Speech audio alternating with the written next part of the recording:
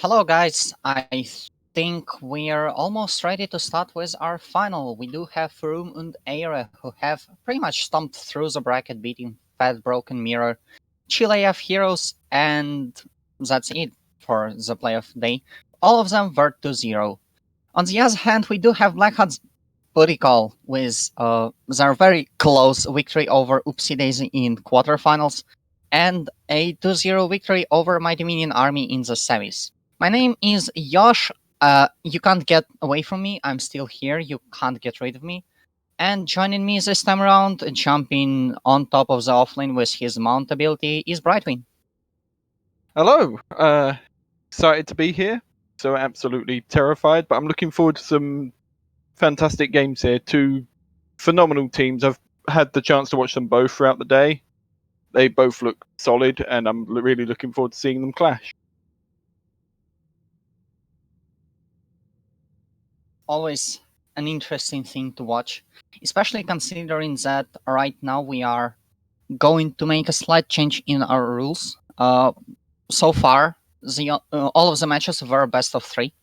This one, and that's very important, will be best of five. So we will see at least three games, and at most we will see five, which might sound like a small change, but for the entire dynamic of a series, that's huge because you have to keep your coordination for one more game. You have to win three instead of two, and that's sometimes way too big of a hurdle. Yeah, it's a marathon rather than a sprint, right? Not just the physical aspect of it, but the mental aspect. Like, these guys have been playing Heroes of the Storm pretty much all day. Like, they're going to be getting tired. They're going to start making mistakes, even if they're not normally used to doing so. So it'll be interesting to see how they adapt to that. I mean, I have been getting tired a lot recently, and I've just gotten through the semifinals, so I can't imagine what those guys are going through. Yeah, we just have to watch it, right? That's a good point. And we also have to talk a little bit, I guess, which unfortunately I'm not quite used to. In fact, this particular grand final is my first cast of Heroes of the Storm and any other game possible ever, because I have never casted, and Brightwing is the one who has the most experience on this desk, so I'm going to try and believe in you. So dear. anyway, sorry, that was a little bit too hard. I feel like we're like half a caster each. Now that we've morphed together, we can make one somewhat competent caster. So I'm excited about that. That's good. That is a relationship goal, the caster goal, I guess. So we do have a little bit of a map draft going on. We do have 2 bans per team as per usual, but keep in mind that this series will be 5 games maximum. So at max we will have 9 out of 10 maps in the draft. We do have Braxis as our first ban. Insert Peacock. We also have Tombs of Spider Queen, Battlefield of Eternity, and Volskaya Foundry banned out as well. It's a lot of the more niche map being picked up for the ban. And speaking of niche maps, we do have Sky Temple as our pick. So, are you excited about this one? We haven't seen the entire day. I mentioned this in the chat earlier. Sky Temple is one of my favorite maps. It's a nice combination of macro plays and team fighting, and you get to see a few cool, interesting picks. The Murkies, the Ragnarosses, the Vikings tend to fly out on these sorts of maps, so we could see some interesting picks outside of the ordinary things you'd expect to see. People have tried to pick Blackheart's Bay, but unfortunately Blackheart's Bay was not in the rotation, so Sky Temple is the best available alternative. Anyway, the lobby is already made, and we shall report back to you shortly. As of now, Sky Temple, do be a big map, do be a map where I have been joking about saying that it is PvE for the entirety of it, but I mean, it is kind of interesting because as a shot caller, especially, it becomes very much a puzzle where you are trying to fit several things that you have to go for, and you have to feed them in the right order. Otherwise, the enemy team will get those advantages. The enemy team will get that extra push. And Sky Temple also tends to be very snowbally, so that is another aspect of which the teams have to keep thinking about, keep their draft around, because that extra few shots in the early game can matter a lot in the late game when you are trying to defend your core from being absolutely torn down by those temples. So, Absolutely. I what mean, in are some picks that you might have thought about on this particular one? so apart from like the macro blip picks I mentioned earlier that I get excited about seeing on these kind of maps, you've also got to think about your global heroes. Brightwing, which we've already seen quite a bit of today, Dahaka, Falstad. Those heroes can get a lot of value by split pushing lanes opposite to the objectives and then being able to come and fight on the objective. Where the other team, if they don't have a global, have to respond to that in what is essentially a lose-lose situation. Do you take a team fight that you're a man down in, or do you lose soak and possible structures in the off? Well, I mean, you can try to, especially if you are ahead, but generally not advised. And Exactly. yeah, this will be quite a matchup. I do like to believe that we should be ready. The teams definitely seem to be ready, and we are going through the ready check, in fact, for the time being. So, draft for map number 1 should be there soon, hopefully. Russ, what sort of band first picks? What sort of prio do you get in draft? Ooh, unfortunately, our resident Forum und Ähre expert has decided to fall down unconscious after we have finished casting the semifinals, which is why I had to bring you there. But so far, the stuff that I saw from team on the left is they like aggression. They like going for the picks. We did see a lot of plays from Sergeant Hater in particular on the Imperius, on the ETC. They have played very well against the drafting style that Chilean Heroes played in the semifinal. So while I don't think I have figured out their own playstyle quite yet. I feel like they have a core of their strategy after which they are trying to negate the enemy team as much as possible. Do you think either team particularly has an advantage in regards That's to the way they play, or just purely how good the players are? that's a good question. I don't know. Honestly, I really don't know. I think that on paper the favorite should be Forum und Ähre because they are the number 1 team from Division 6. They have beaten the number 1 team from Division 7, and they have been stomping through the day.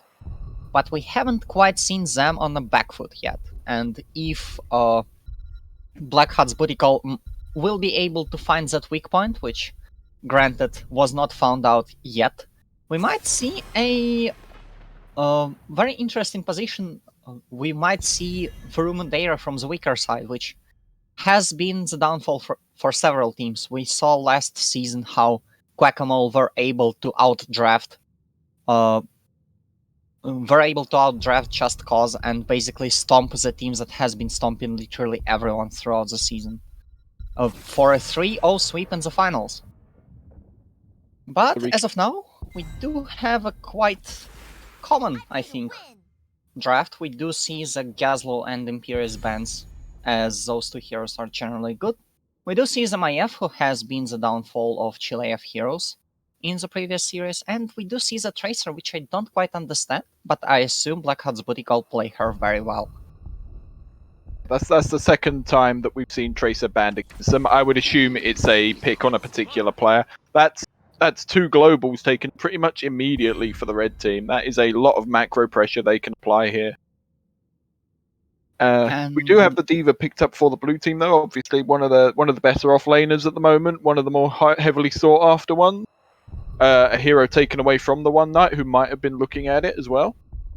Well, the One Knight, throughout the day, I think he played 3 different heroes. I think he played Gazlo, Dahaka, and D.Va, so his choice was cut out for him.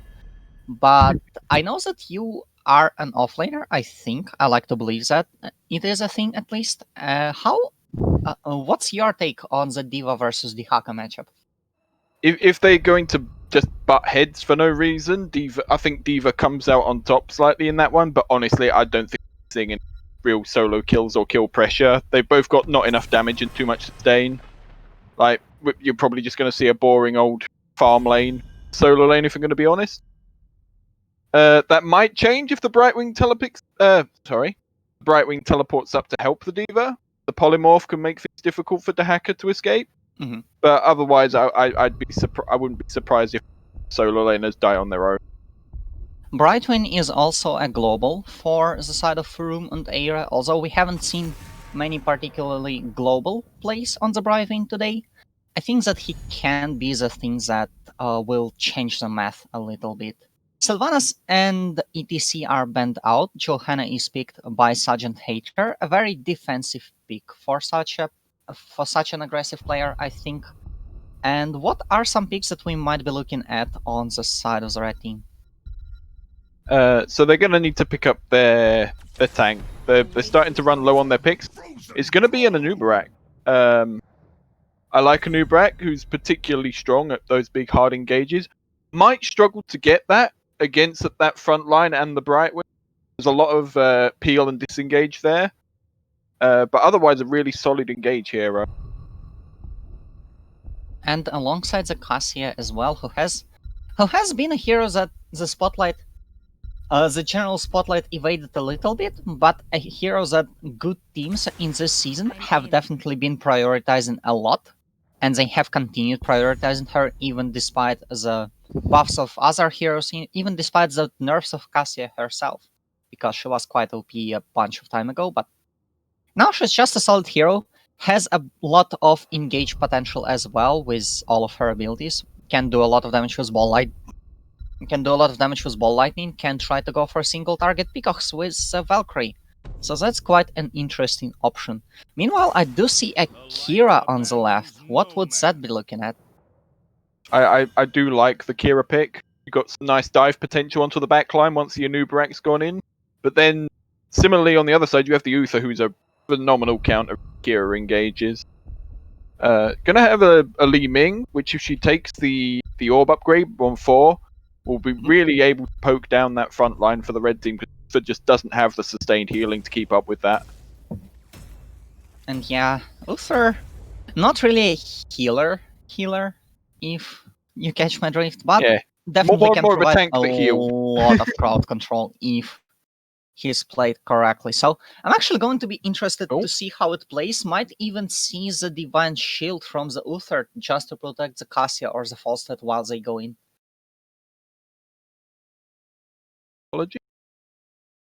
Pits with Crash.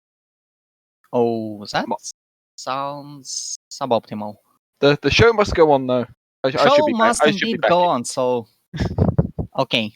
Speaking of portrait synergy, I have to point out that Blackheart's Booty Call wins this one very easily, because while Faroum and Ähre have considered going for the Cabot portraits, they can't even amass 5 Cabot portraits on their team, as Arligan is going for the unrelated Asmodan one. While 5 Cabot Hero Storm Blackhearts on the side of Blackheart's Booty Call is not only thematically relevant to their team, but also is just a nice aesthetic to look at. Yeah, absolutely. I've always been a staunch defender of solo laners not joining in with portrait synergy. Play your own game. Don't need the same portraits, but you know, you can't deny that it's like 5 having the same. It just looks good. It's nice to look. Anyway, we might be right into the game there. A lot of people have left the match and rejoined it right afterwards, particularly on the observer side. But I feel like some of those issues might be fixed already. On the left, playing for Room und Ähre, we do have Arligan on Diva, Soft Ice playing as Li Ming, Ryercy playing as the Brightwing, Kazim on Kira, and Sergeant Hater playing as the Johanna. And on the right, playing for Blackheart's Booty Call, we have the One Knight on the Haka Grand Oak as Nubarak, Old Master on Cassia, Fats as Uther, and Super Average on Falstad. The eye was taken by the team in blue, but the team in red were trying to save their bot lane from any potential cheese pushes, because people might go for those and they sound quite a little bit nasty.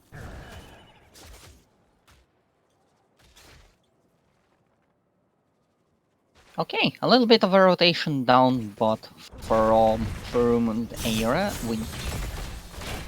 We do see Super Average playing very carefully and not falling for the mistake of his opponent in the semifinal, not falling for the mistakes that uh, Onichashu has been doing.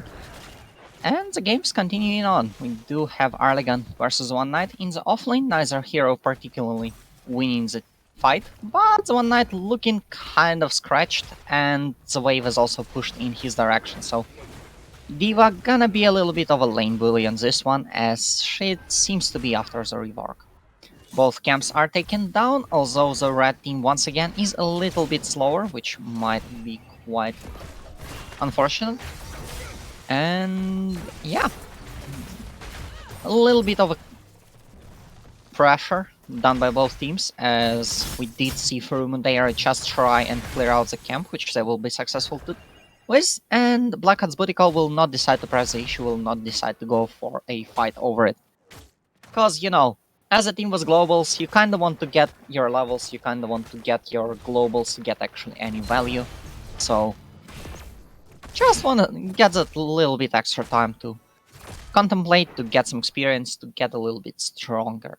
Meanwhile, we do see the blue team taking their Bruce camp. My apologies.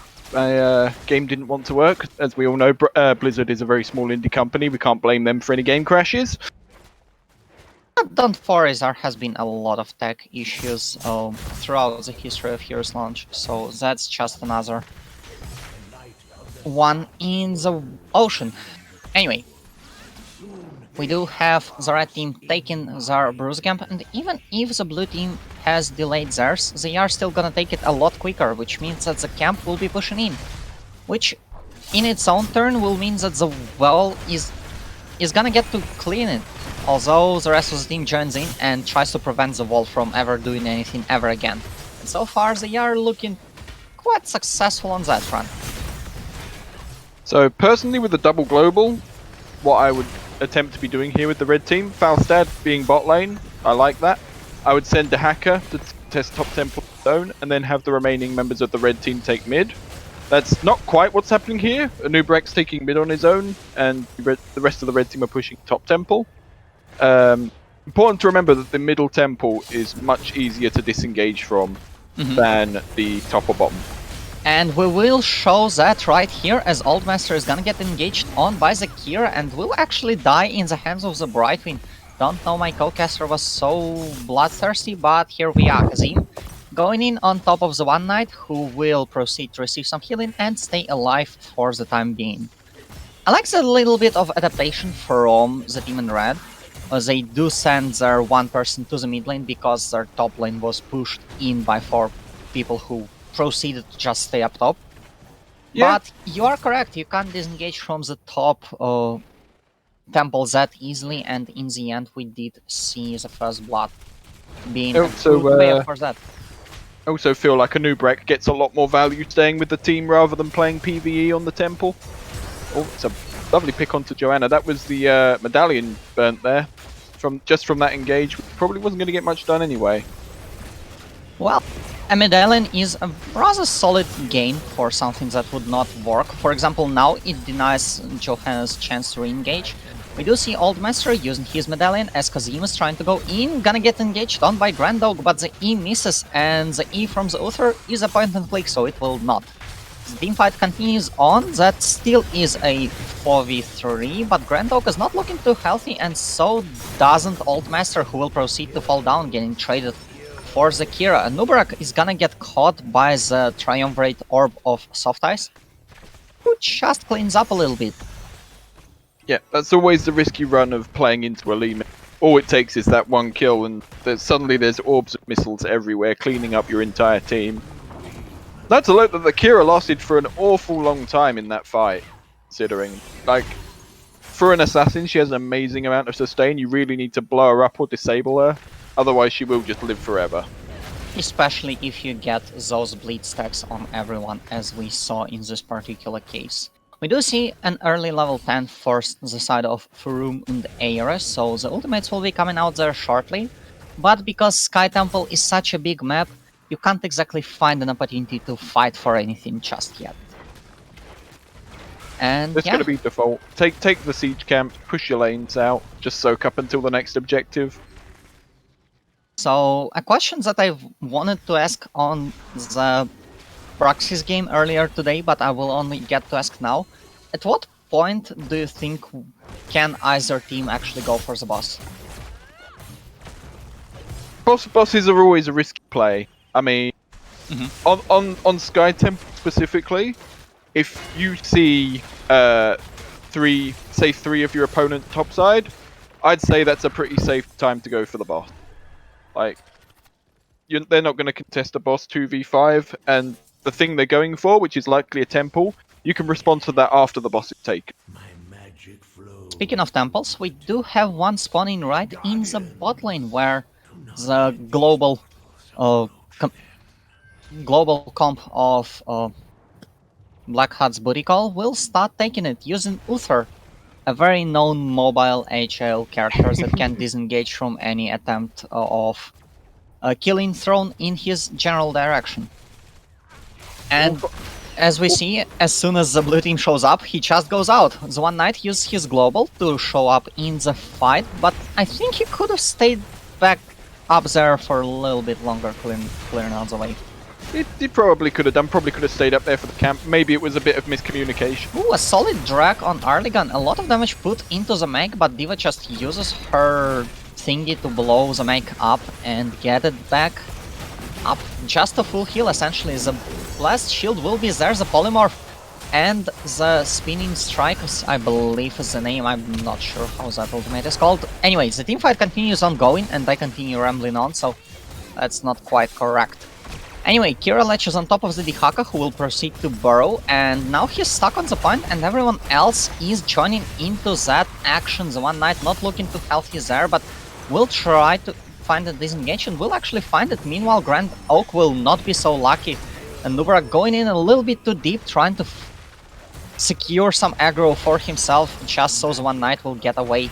And the Temple, in the end, gets down the well in the bot lane, and the fort in the bot lane will fall down shortly. Diva's mech is exploded. We also saw the Uther being blown up in the back fight of that in the back half of that fight. Yeah, I feel like this sort of comes back to what I said in draft about Uther. If you're taking long sustained fights, like your front line isn't going to be able to stay up front long. Uther does not have sustained healing. Great at burst healing, saving someone in the moment. But if you're going to fight for 30 seconds to a minute, like your team's going to get out sustained. You need to go for those quick picks. If you don't get them, you need to disengage. And I don't think the red team was able to do so in time. And I would like to point out a rather experimental build from the Uther. We do see the W on level 1, but we also see an engage on the One Knight as the entire blue team shows up to just obliterate him up there. Grand Oak tries to join in, but unfortunately he is a little bit too late, and that opens up an opportunity for the blue team to go and peel away that bruiser camp. Feels solo lane, man. Always feels like you're playing against the entirety of the enemy team on your own sometime. Well, a good solo laner should never be left in a solo lane. He should be left in an off lane, as I've said during the Praxis game, and that advice still holds true. But blue team, I don't think they're going to be able to push this keep even with the camp, but regardless, they've still got some amazing value for this point in the game. That's a very quick blow up onto the Cassia. Polymorph into the E of Kazim, who will now proceed to spin to win, and unfortunately it will not get the stun on anyone here, but if it did, that would have been another kill right on the spot. I've got to be honest, I don't necessarily agree with the ultimate choice for Kira. The amount of interrupts that the red team have, the Uther stun, the Anubarak knockups, the Dahakalik, there's just so many tools there to just stop that ultimate from getting value. Whereas with the lack of sustain the red team have, the Kira ultimate could get an amount of value just by picking off low health targets in the backline. You know, the way I've looked at this particular ultimate on Kira is comparing it with Entomb. Not because of its effect, but because it is a lot weaker on level 10 than on level 20. Because on level 20 you start silencing people, which means that they can't interrupt you, and you become so much more annoying, and you become so much harder to deal with, especially if you get enough people with your ultimate to reset the cooldown on it. Yeah, I understand that. But I feel like if you're playing for level 20 like Sky, you're sort of setting yourself up to fail. Good point. But so far, Furum and Ähre do not look like they are failing. No, absolutely. I feel like blue team played their fights well. The lack of sustain on the red side is partly about that, but they obviously know the map well. They know when to take fights. They know when to back off. And I would like to point your direction at the ultimate choices of the red side. We do see the isolation, which is a very solid crowd control point, crowd control ability, but I would like to point your direction in the Ball Lightning and the Locust Swarm for the Nubrax. Those two I find the most debate worthy, and I think those choices are quite interesting for the blue side. I'm going to be entirely honest. I don't know that much about New Cassia. I know that Ball Lightning isn't normally the choice for the ultimate, but I feel like it can get value. It sort of forces your opponents to split up in a fight, which is good for getting solo picks. I've started to see Locust Swarm get picked more. I suppose Cocoon doesn't get as much value against a D.Va, considering the amount of DPS you can put out onto the Cocoon in the immediate time. But again, I'm Ooh, that's an engage on Kazim, and that's a lot of engage on Kazim. Scratch that, that's no Kazim at all. The Kira has been cleaned up and obliterated and deleted from the map for the next 40 seconds, which allows Blackheart's body call to just go in and try and find something. We do have the global used by Roersi, but he just goes into the chamber, where he gets touched and blown up. You were asking me a question earlier about when would be a good time to take boss. This is that time. Just killed the healer and one of the DPS.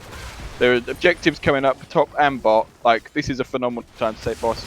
Like, you can take boss now. Blue team will probably get a couple of shots off a top temple, but then they're going to be forced to disengage because your entire team's going to rotate up there, and they're going to have to defend boss as well. So you could probably get both temples while boss is being defended. You know what's an even more interesting option? You can just go for the bot temple, and the bot temple will take down the bot keep, and now you can just go straight for the core and force your opponents to fight you. Probably not the correct option here, because we do see that the red side is a little bit behind in experience, and it's not obviously not the options that they went for, but it almost felt like an option that would have been interesting. Yeah. I feel like that would be a play you could make if you had vision of the blue team. It's almost top. If you don't know where the rest of the blue team are, it's a really risky Hail Mary play that you really don't need to do when you're in this position. Like, especially considering it's Sky Temple, you know, because like, it's probably the most snowball map that there is. You just sit and you wait. Take the value you've been gifted, take as many structures as you can, and set yourself up for a win later on. You don't need to try and win the game 15 minutes. Like, it's not a race, you know? It's just whether you win or not. And, you know, winning matters a lot. In fact, it matters a lot more than losing. Because I've heard that in a best of 5, winning is rather important. That's a solid gust to disengage for Old Master, but we do see that the teams are getting a little bit antsy. A team fight might be brewing, and the red side is set up around that fight a little bit better, because we do see that Hardcam pushing up top and just enlisting pressure on the structures of the blue team. Especially if that fight continues on, but nope. The fight's not happening, the blue team realizes that their waves need to be depushed. And just go up top, clean it out. And we are here waiting for the level 20 breakout. Considering on from your point about the teams being antsy, like, nobody wants to be the person to get caught here and lose the first game. Nobody wants to be the reason why you lost game number 1 of your best of 5 in the final, right? Like, if you want to take a fight, you want to be 100% sure that your entire team will take that fight. Funnily enough, the first map is probably the one I would be less the least pressure to do bad in. Like that one, people probably do not care much, especially before the series ends, because it's the first game. You have the entire series ahead of you. You have at least 2 chances. Speaking of chances, we do have an Ubrak being blown the heck out of this map. Arligan not looking too great, but just engages back in. Fats trying to Divine Storm, but it will not work. The Wind Tunnel from Super Average will provide a little bit of break. But I think the break was found already. We do have a trade 1 for 2. Diva Dine traded for the Anubrak and the Uther. But that's a healer. Yeah, I feel like the red team sort of threw a lot of their resources into that Diva, which is a little unfortunate. It was a lovely blow up originally onto an Ubrak to start with. I feel like an Ubrak was a little bit far out of position. I don't know if he was trying to anchor there or whether he was looking for a pick, but got caught out. And you can't get caught out right when you're just going to get polymorphed, blown up. It doesn't matter how many shields, how many resistances you have on your W if you can't press your W. It was an interesting position, and in the end, this teamfight started like many others, just a 4-man backline wailing on the tank, and in the other side is doing the same. Unfortunately, Anubrak, notably less tanky than Diva. Yeah. Write that down. And now we see that also red side was losing the entire time because they had less structures on the map. And now with an extra temple thrown in their direction, they only have 1 keep left, and they have to defend. They have to fight for those objectives a lot now, and that is a lot of opportunities for the blue side to just win the game outright. Yeah, you could almost argue that fight was in their favor purely because they were able to take that top tempo. Like being too. Oh, my apologies. Ooh, that shield was very nice, but the wind tunnel in response was actually very solid as well. Arligan gonna go for the blow-up or not, because the mech is exploded before the blow-up comes through. Kazim trying to silence the heck out of Oldmaster and actually does a lot of damage to the Cassia, but Fats is here with the Q to heal. Unfortunately, he dies, which means he becomes a healer for 8 seconds. The One Knight trying to stay alive and actually staying alive with the blessing of the old guy, and that's still a 1-for-1 trade. Yeah, for the Uther. That was fantastic. Falstad gusting the blue team away when they wanted to take the fight, and then as soon as that was done and they were like, yeah, we want this, and then just re-engaged. The Kira booming kick, by the way, I don't know if people saw, but that AoE stun so impactful backline. Ended up being a 1-for-1 trade. No, it wasn't. Level 16 is a known power spike for the Kira, and I believe in the end it is indeed gonna end up being a 1-for-1 trade Kira for the Uther, which did allow the blue side to get some initiative because Uther is a healer and you obviously don't want to fight without those. But I would argue that the team fight was in favor of the blue team purely because all of their lanes are pushed. They're going to have priority in terms of getting temples on time. They might be looking for a boss play here. Most of the blue team members are hovering around that boss pit. I mean, as a red team, what do you want to do? You want to secure all of those temples because otherwise you're losing the game. Yeah, I believe means both that temples. They will not be checking for the boss because they will all be on the temples. Which does mean that it is actually quite a solid time to take the boss, but you will throw a little bit too much away for it. And there's an engage, there's a booming kick, Old Master gonna get blown up, and that's a lot of damage. That's a lot of damage into the Kira as well. That's a 1-for-1, but the blue team stays on the objective, and the red one is forced to find an engage once again. It was a phenomenal gust by the Falstad to get the Diva Bomb and the blue team away from their teammates, but unfortunately just wasn't enough to keep the Cassia alive, who was already so low from that fight. Everyone gets out of the point. On the Diva, man. I mean, you want the Diva to get killed. No, you don't want her to blow up the mech, most importantly, because after the mech blows up, she gets the mech back again, and if you destroy it, she doesn't. So that's a quite important thing to consider usually, and...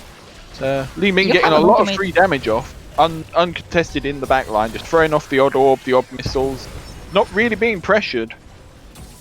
Well, it is shown. We do see that the Falstad is dead, and we do see that the Uther is dead as well after he stops healing Grand Oak. And that means another temple goes into the keep. Sorry, there's one remaining, as I have been telling you for the last 10 minutes, which will go down.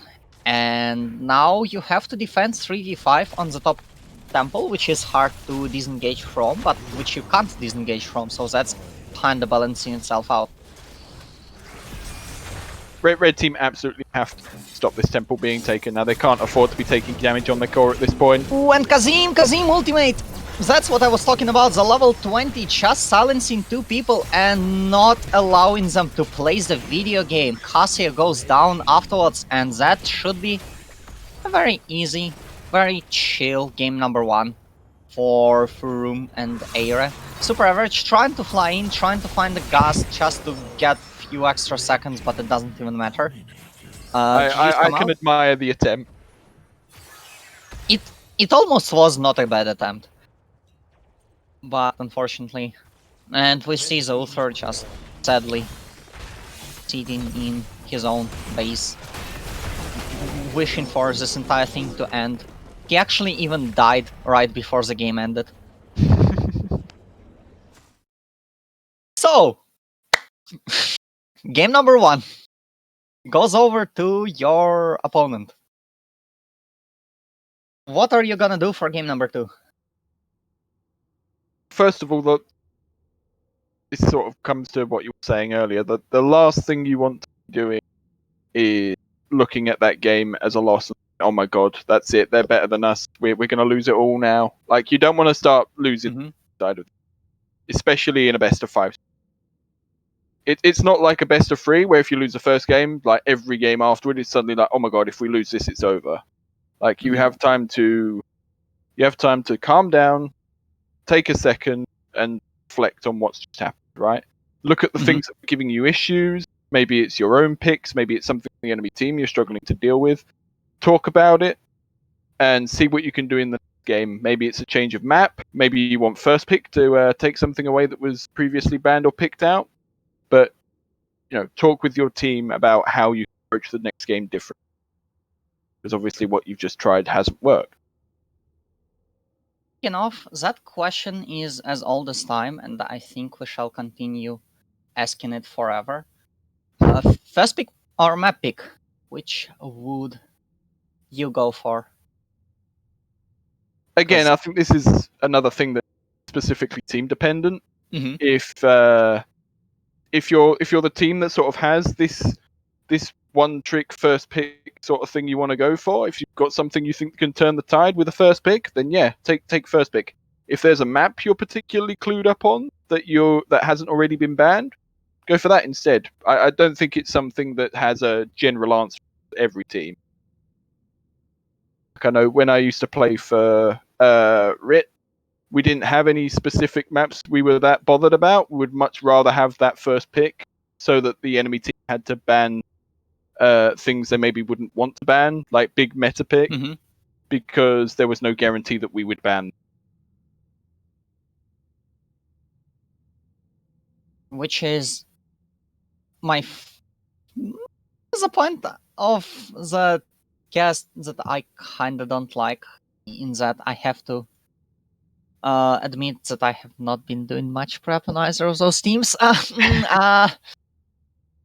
Anyway, Blackheart's booty call, like playing Tombs of Spider Queen, like playing Cast Hollow, so Sky Temple is actually their third most preferred map, but it was the one that they picked on the first pick, and I guess it's kind of understandable why, because Sky Temple is not a map a lot of teams in launch know how to play, so starting right out of the gate with their specialty a little bit, their special little thing that their opponent were not quite prepared for. Let's not forget that Blackheart's booty call are actually playing with the sub, which has a bunch of additional pressure on its own. Meanwhile, we do see that Grand Oak has chosen first pick for map number 2.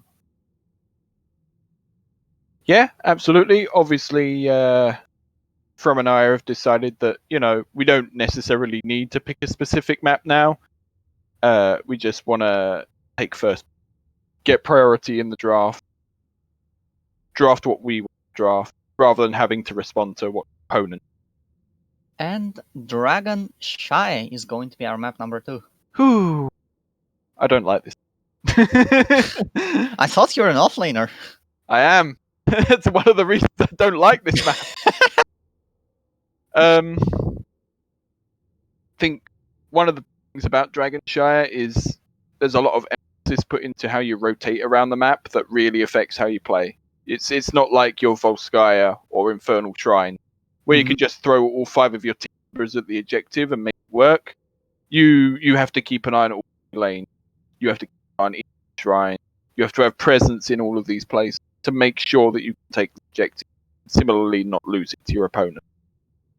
You have to think, oh, we're losing top shrine, but if I rotate up and they keep top shrine, suddenly Dragon Knight's available for the enemy team and there's no one to interrupt it. There's a lot of thought process that goes into the way you move around this map. Not to mention that you have to make all of those decisions on the fly, which makes them even harder.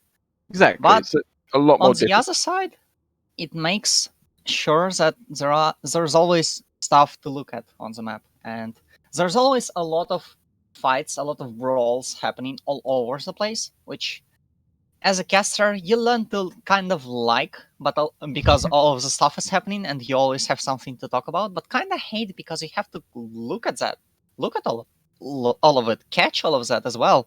Yeah, And it's hard to keep track of everything that's going on at the time. But I think that's the perception that you get in higher divisions. Unfortunately, well, I wouldn't say even unfortunately, because that's just the beauty of Rare Cup in particular. People down here think a little bit differently. The decision making is rather different. The picks also are kind of different because everything works in Rare Cup.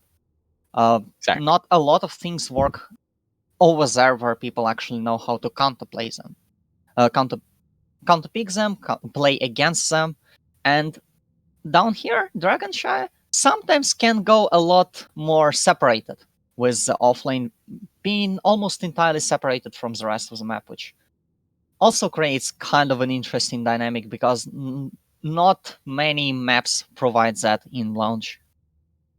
I also feel like Dragonshire is one of those maps where you can draft those rotating assassins, your Genjis, your Tracers, your Maevs, and try and get picks on that solo lane because it's so isolated. I feel like those sorts of picks can really excel on this map if you know what you're doing with them. So I wouldn't be surprised if we saw the Maev and the Tracer being banned out for the game again, as opposed to something like, I don't know, Infernal Shrines, where it's not quite as important that you have priority in the solo lane. I mean, as per usual, a good solo laner should never be able to sit in a solo lane. He Exactly. should sit in the off lane, and I feel like that's important here. It's similarly for Braxis, right? You don't just leave the solo lane as 1v1 on Braxis. There's always rotations up to try and get advantage. That's part of how you play the map. And it's reasonably safe to assume that over here in Dragonshire, and especially considering that we are in the Rare Cup finals, which was the point that I was originally intending to make, but Dragonshire came out a little bit quicker from my mouse, so now I have to operate around that. The offlaners are kind of supposed to be good, so the solo lane is not supposed to be a solo lane. The best of the best, right? Let's go. Game number 2 should be interesting. So, any particular picks from map number 1 that you think are so oppressive that they might warrant a ban in this particular game? Ooh. Trying to think back to the draft. Good point. I think the Leeming poke severely underrated. We didn't talk about it a lot, but the amount of time that Leeming got to skirt around the back lines, fight, and just throw in spells, like completely uncontested, you got a lot of value in that game. We could possibly see that Ming ban if the opposing team noticed it. Conversely, if they want to run the Kira again, could maybe see an Uther ban, perhaps possibly a Brightwing ban, considering how much value you can get from that global on this map. Turning the 1v1 into 1v2 with a heal, with the shield, with the polymorph, get a lot of value. Mm-hmm. Yeah, definitely. We did see the plan of Farum and Ähre executed very well in game number 1. Yeah, And absolutely. it's up for Blackheart's booty call to return the serve to find the flaw in their plan, or maybe even invent their own, which can be good enough just win this game number 2. I'm gonna. Personally, I would like to see them pick tanks that are a little bit tankier, because I think that point was where they have been having issues in game number 1. I feel like the way that Anub'arak was being played that game, they would have been much more comfortable with, say, something like a Mei, something that can dive backline, be a nuisance, but then has survivability tools to get out. Maybe an ETC, perhaps.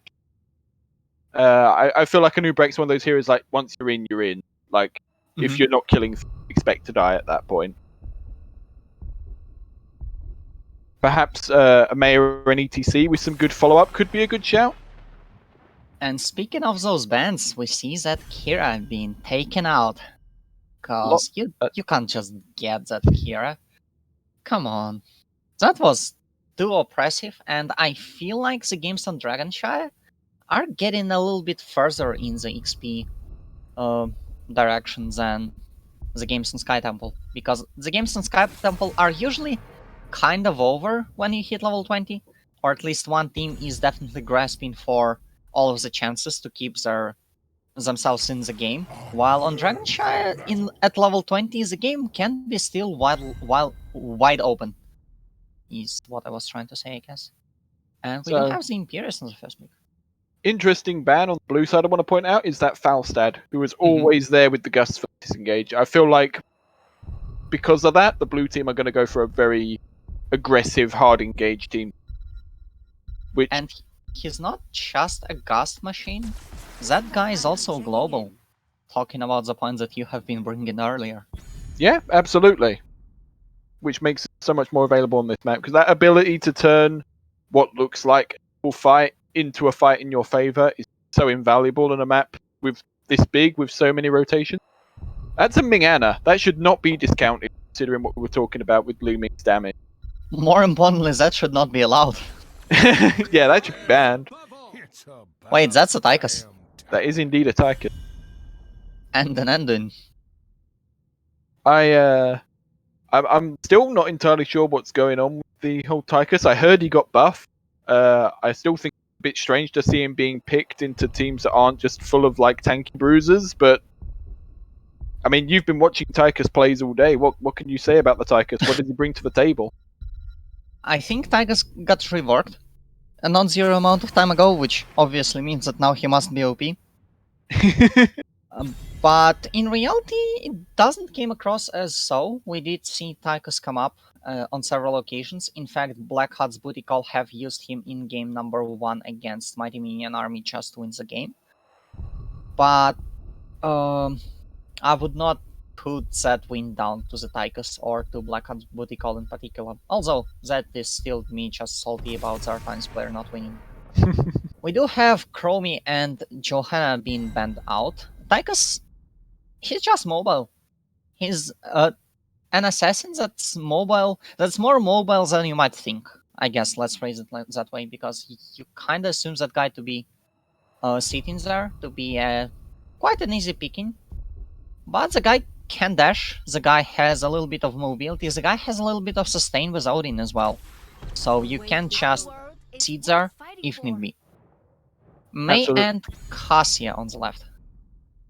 Something I do want to point out before we talk about the red team's picks is that Imperius has been picked by Grand Oak and not One Knight, so that could be a 4-man Imperius, which it looks like it is. It's going to be a main tank Imperius, which I really enjoyed playing personally. More importantly, that's a main tank Imperius with a Kerrigan and then a Uriel behind them. In fact, it looks like the team that's taking advantage of the Falstad ban is not Farum and Ähre, is Blackheart's booty call. They are gonna try to go in, they are gonna be aggressive. But we do have that Mei on the left. We do have that Mei on the left. That Avalanche can be very important, and Funnily enough, you should not discount Rexar's disengage, especially at level 20, because at level 20 your ultimate, your Unleash the Bars, if Arligan decides to go for it, just becomes a root.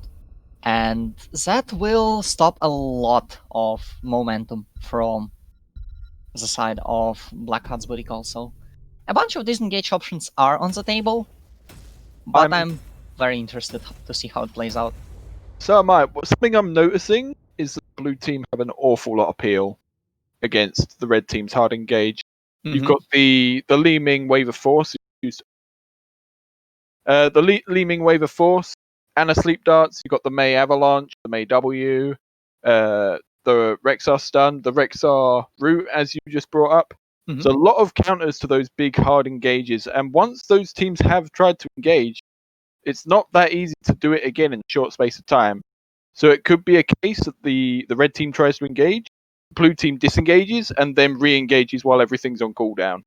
I mean, funnily enough, you say that it's hard to re-engage on such a short notice. Have you watched game number 2 between Blackheart's Booty Call and Mighty Minion Army? Because that was a very interesting exercise in how hard can you engage and how hard can you disengage. Because Mighty Minion Army just picked a lot of engage heroes and just kept going in. Just kept they were pushing going. forward. They were going in for 20 minutes until Blackheart's Booty Call, who were peeling for that entire time, sometimes dropping people because they just run out of resources. Yeah, no, this is true. At some point, they got level 20 and just obliterated the Mighty Minion Army with a Wind Tunnel and with some level 20 Riptides. So, But let's see that's the choice you get, right? If you can choose to take those fights or not. Like, you can disengage, and then if the fight's in your favor, sure, re-engage. If not, just move back, start pushing the lanes, and take the fight when you're ready to take. Well, let's see what fights the teams will be having. With Old Master playing the Kerrigans, One Knight on Irel, Grand Oak picking up the Imperius, Fats on Anduin, and Super Average as the Tychus on the attacking side, I guess, on the side of Blackheart's Booty Call.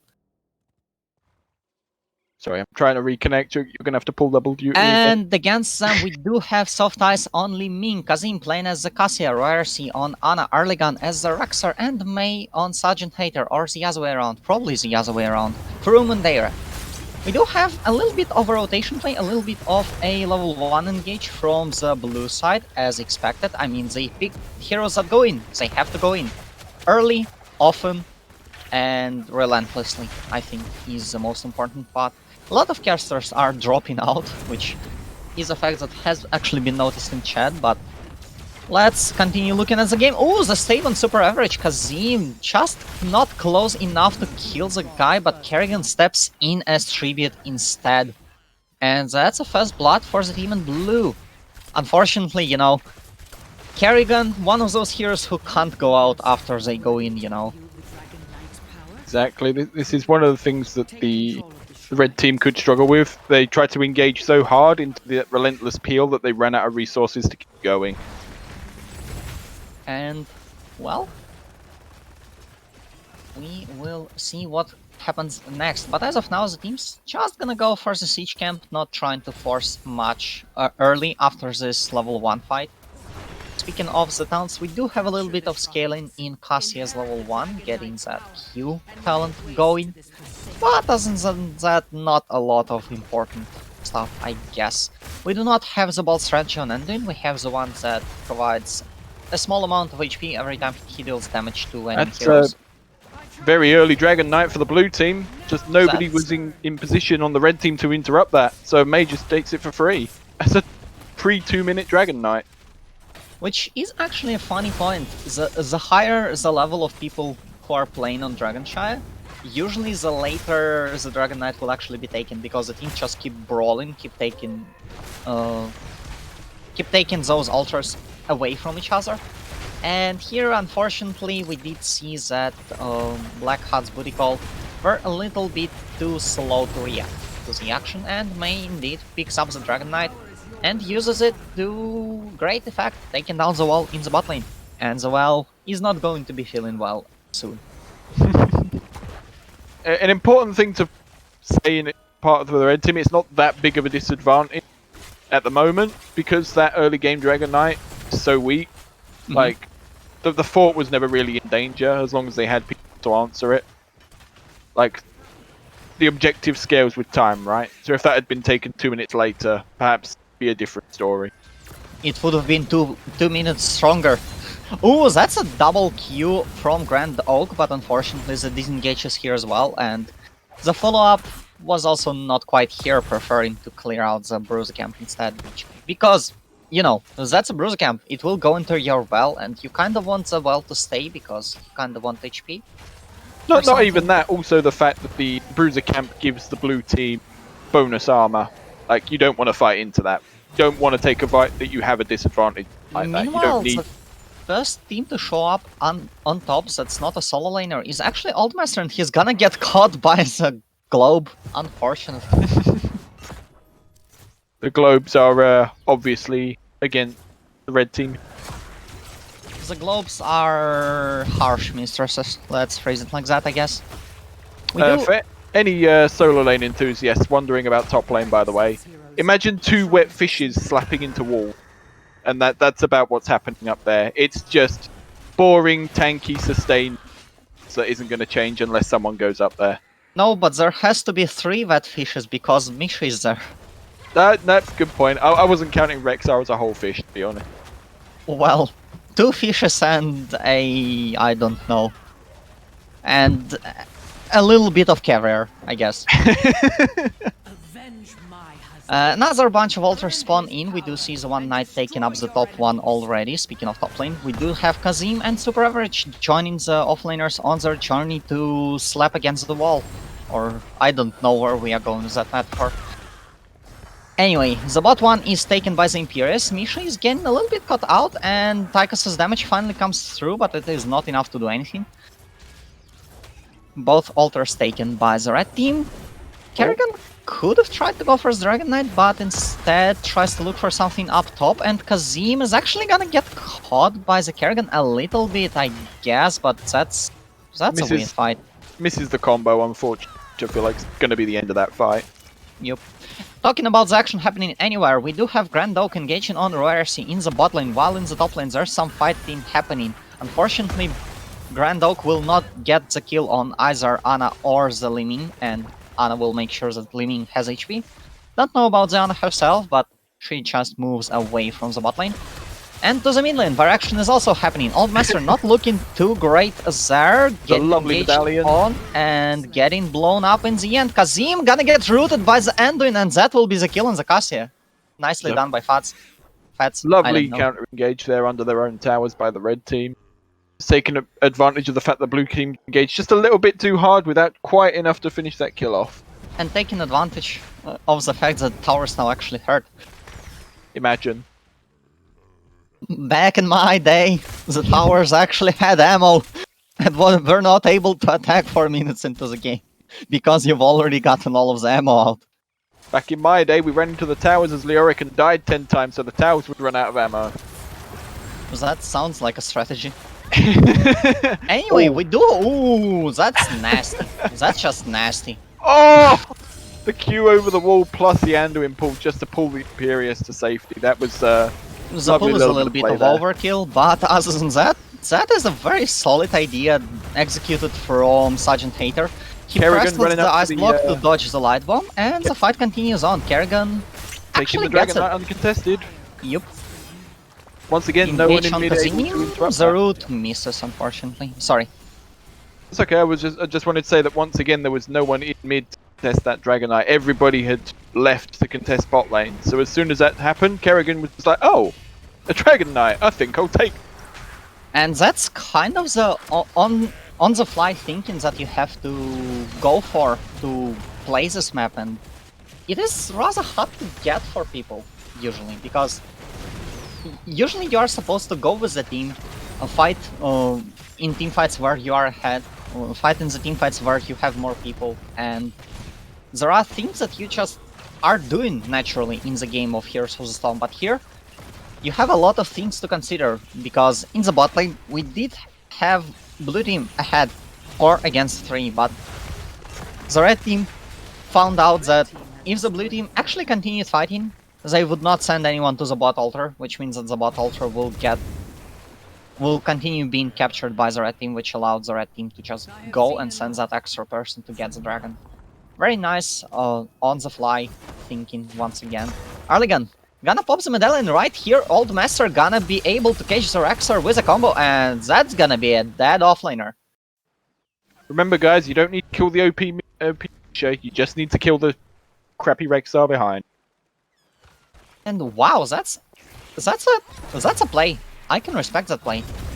I actually quite like it. You do see everyone in the bot lane trying to kill the Imperius, which is why you go and steal the Bruce Camp. More pressure is more than less pressure, and that's great. And the well is not feeling well, which is well for the red team.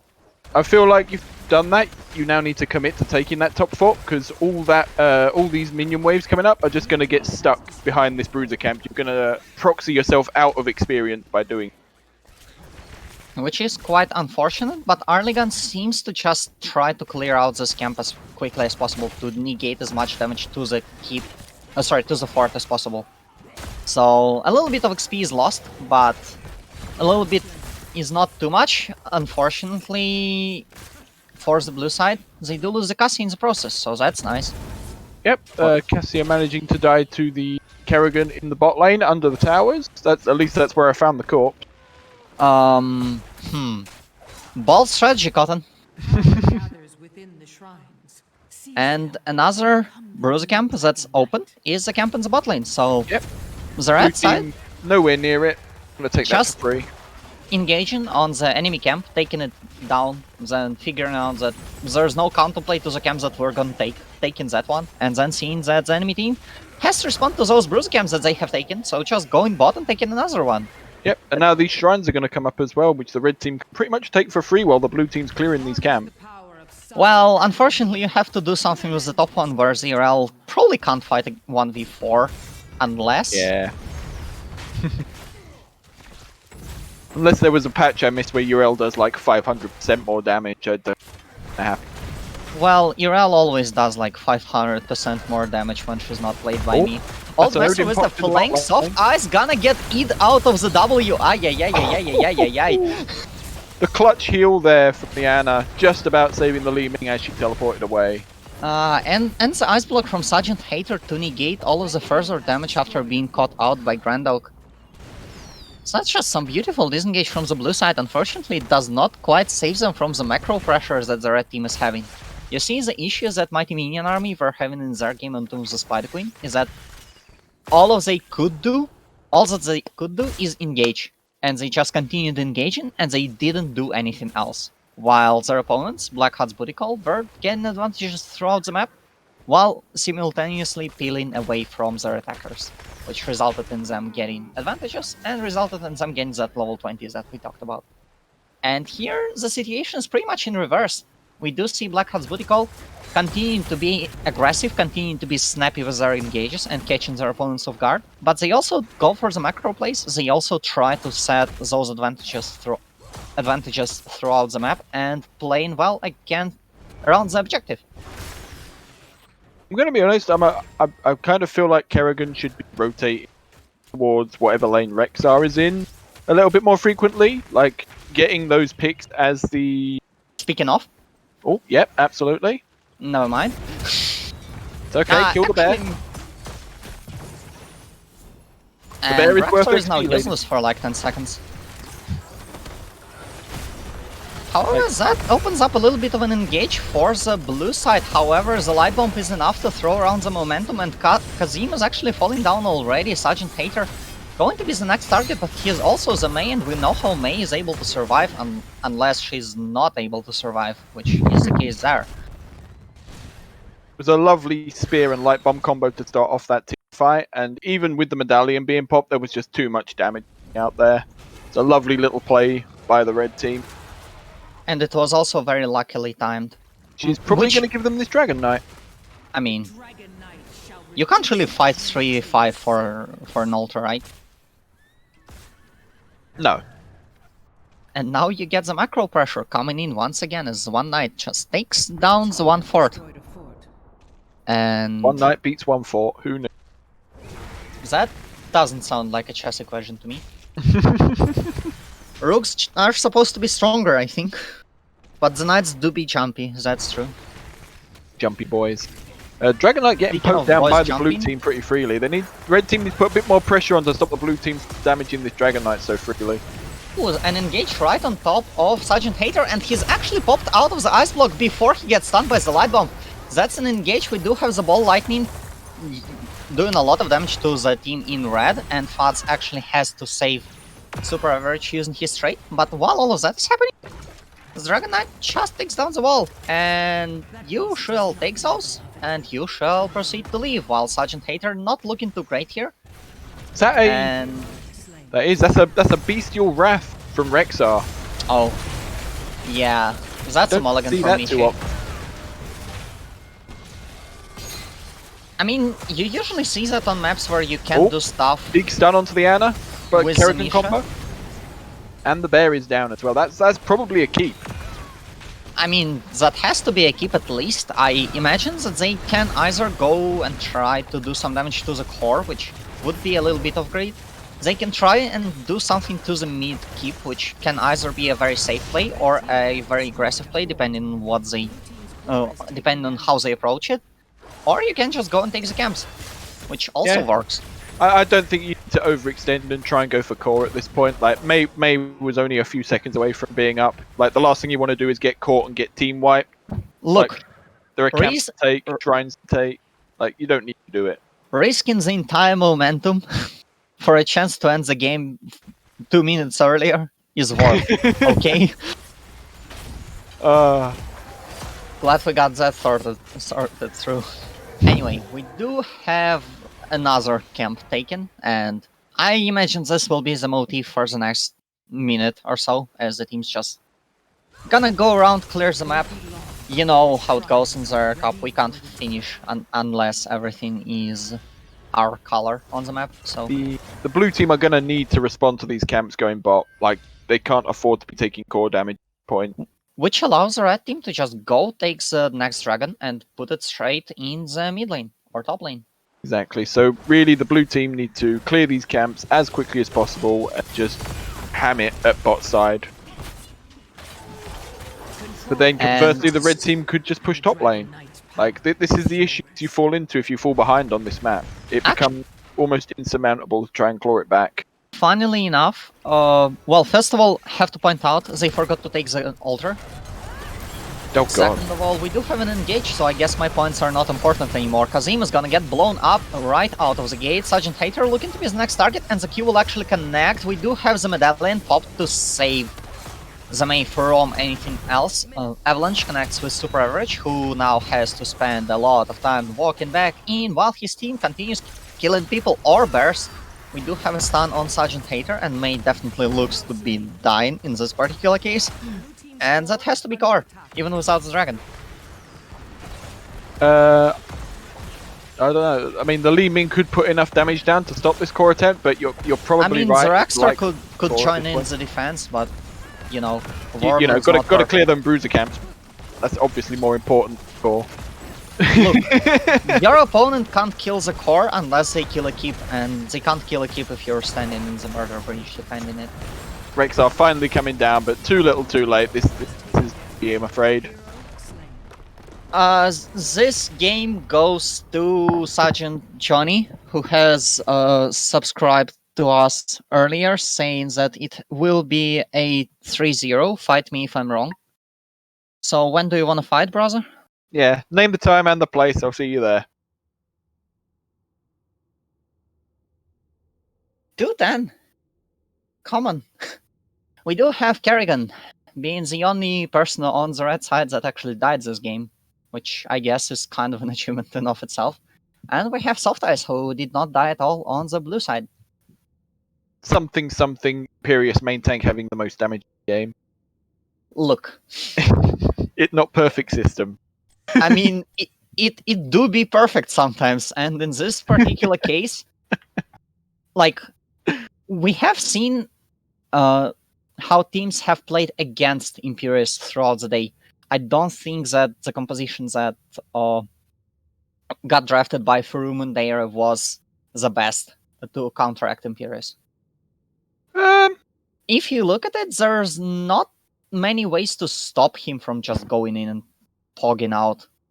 I would disagree. I feel like between May and Rexar, you have plenty of tools to really deal with the Imperius once he's jumped in. You can lock him down. You can blow him up pretty quickly within those stun parameters, stun time that you have. You've got the Leeming and Cassia for strong damage. I feel like you can punish Imperius diving in the way they did. But it's not like Imperius was the only thing jumping, right? You had the Urel, you had the Kerrigan. In the back line, you had Tychus in his Odin, you had Anduin throwing roots, stuns, and pulling people out of fights that were about to die, baiting people in fights that didn't want to take. And I think it was more of just a well played game by the red team rather than drafting. And I think it kind of is important that we did not even see that many great plays from Blackheart's body call, yet they still won the game, which means that they were acting great as a team. You don't have any flashy moments, but you just solidly gather more and more, and you roll that snowball down the hill until it eventually connects with the core, and the core explodes. And you just did not even you did not even have to have those flashy moments. Did not have to get the best fight of your life. You just calmly, collectedly, just go through it, and pretty much skill advantage at this point. But what do I know? And in the end, those teams are tied 1-1, which someone, I don't remember who said it. It was some kind of a coach. Said that the best score you want to have in a best of 5 series is 1-1. Yeah. For either side. Because then it just simplifies down to a best of 3, and and the fact that the team that just lost has now won, they've got the mental state back, right? They've got that feeling of, come on, we can do this now. Like, just pulling that round back can be a big difference. Mm-hmm. Like, you see it in the best of 3s, right? How many times just today have you seen a reverse? Ooh, how many times just today? I'll be honest, I mean, we have only seen 2 games, game 3s in today, and I'm not quite sure which one of those was the reverse 3, but I'm willing to bet there was at least one. There was. Nice, got there. Woo! We do have Farum and Ähre choosing first pick for their game number 3. So we do see that Blackheart's booty call are choosing a map. And the map, after failing to pick Blackheart's Bay once again, they choose Ultra Pass. Ooh. Spicy, man. It's very interesting. I feel like people hate Ultra Pass way more than it deserves. And I actually quite like it. I used to absolutely despise it, but I've grown to love it. It's similar to Sky Temple. It's another one of those maps where your Viking, Merc, your Ragnaros get a lot of value. You see some of those more out there picks. You've got the Hackers and the Falstads. Both teams have shown they enjoy playing. So I'm really looking forward to the draft. It also is a map that's quite simple. There's not a lot of stuff that you need to do on this map, which means that there's a lot of options that you can do to try and surprise your opponent. There's a lot of free thinking involved in this particular map, and it usually means that most of the time you know where your opponent is, because there's so little stuff on this map. You know that they will take the camp on cooldown because that's what everyone does. You know when they are going for the boss because there's no way you don't know they're going for the boss when the map is so open and there's literally nothing there. And the whole objective dynamic is also very great because it is a long hold for an objective, and yet it's not split between different places like it is on Braxis or Dragonshire, which means that we get all of the action in one place, and it is a very strategic battle to fight. Kind of like Volskaya, but a little bit different. Exactly. That's the key difference, isn't it? The objective is in one place as opposed to, say, Sky Temple or Dragonshire, where it's split up over different points. You get a lot more 4v4, 5v5 team fighting in this map, which I personally think is a lot more interesting to watch. I mean, it depends on what you like watching, let's be honest. But so far, those teams have been very entertaining in how they approach the game, and that series was quite solid to watch. So I'm very interested to witness what Game 3 will bring to us. Are there any interesting picks you reckon might be out on this map? Ooh, that's a good point. I mean, the globals are still very good, very solid, because this map is quite big. Yep. Unfortunately, I don't think. I think Falset might still be very great, but unfortunately he falls off a little bit because Bribe is so useless. Because you only have 2 camps on the maps that are bribed and they are permanently taken down because yes. What can I suggest? There might be some picks like Zamayev, which are able to create a pick on their own, but I'm pretty sure that Maiev is gonna get banned once again. Yeah, I think most that likely. ETC will get his head back into the action, as we have seen him a bunch in the quarterfinals, but after that, I don't think I've seen him. Don't think I've casted an ETC game yet. I don't know if either team plays him, but I would absolutely love to see a Ragnar this game. Oh, the Lava Wave upgrade at level 20 can pretty much win the game for you, especially on this map. I would like to see a team try and utilize the macro pressure the Ragnar. And we know that the games on Ultrac Pass can stall for a while, and they can stall very harshly. Exactly. Especially in the late game, because there's so little things to do on the map. There's no way to break through by taking something other than just going in and saying, "Fight me, you cowards," and they will not, because they have their own stuff. They have to clear waves. They have to clear waves, and they have to clear waves. Or they have to fight you, and nobody wants to engage a fight, because if you lose that fight, you are 1 game away from losing, and you don't want to be the one who loses the game because you engaged. Exactly. To go back to your point about Falstad earlier, by the way, I think he recovers a little bit more value just from his ability to play around the bosses on this map. Obviously, there's 2 bosses, and as you say, it's quite easy to keep track of where the opponent is at any time, so it's quite easy to try and go for the boss steals, which Falstad excels at. Speaking of boss steals, I think that May might once again be a very solid option, because Avalanche might be a little bit weaker as Mighty Gust in its width. I believe that Mighty Gust is a little bit wider. May can hold on the point for a while. She can sit there forever. Absolutely, and she's got amazing zoning potential as well. Hey, there's that Kerrigan ban, which I'm not overly surprised to see. The Kerrigan was able to get some really nice picks multiple times throughout the last game. Tracer Maiev banned again. Do you reckon we'll see either of them this series? Probably not. Let's be honest. Shouldn't be. Abatha Bank. That would have noticed. Imperious ban. Which is interesting considering that it was the red team that played Imperious last game. Obviously worried about it being against. I think the Imperious is just a solid pick between those teams, and in the Cup as a whole. We have seen a lot of Imperiuses today.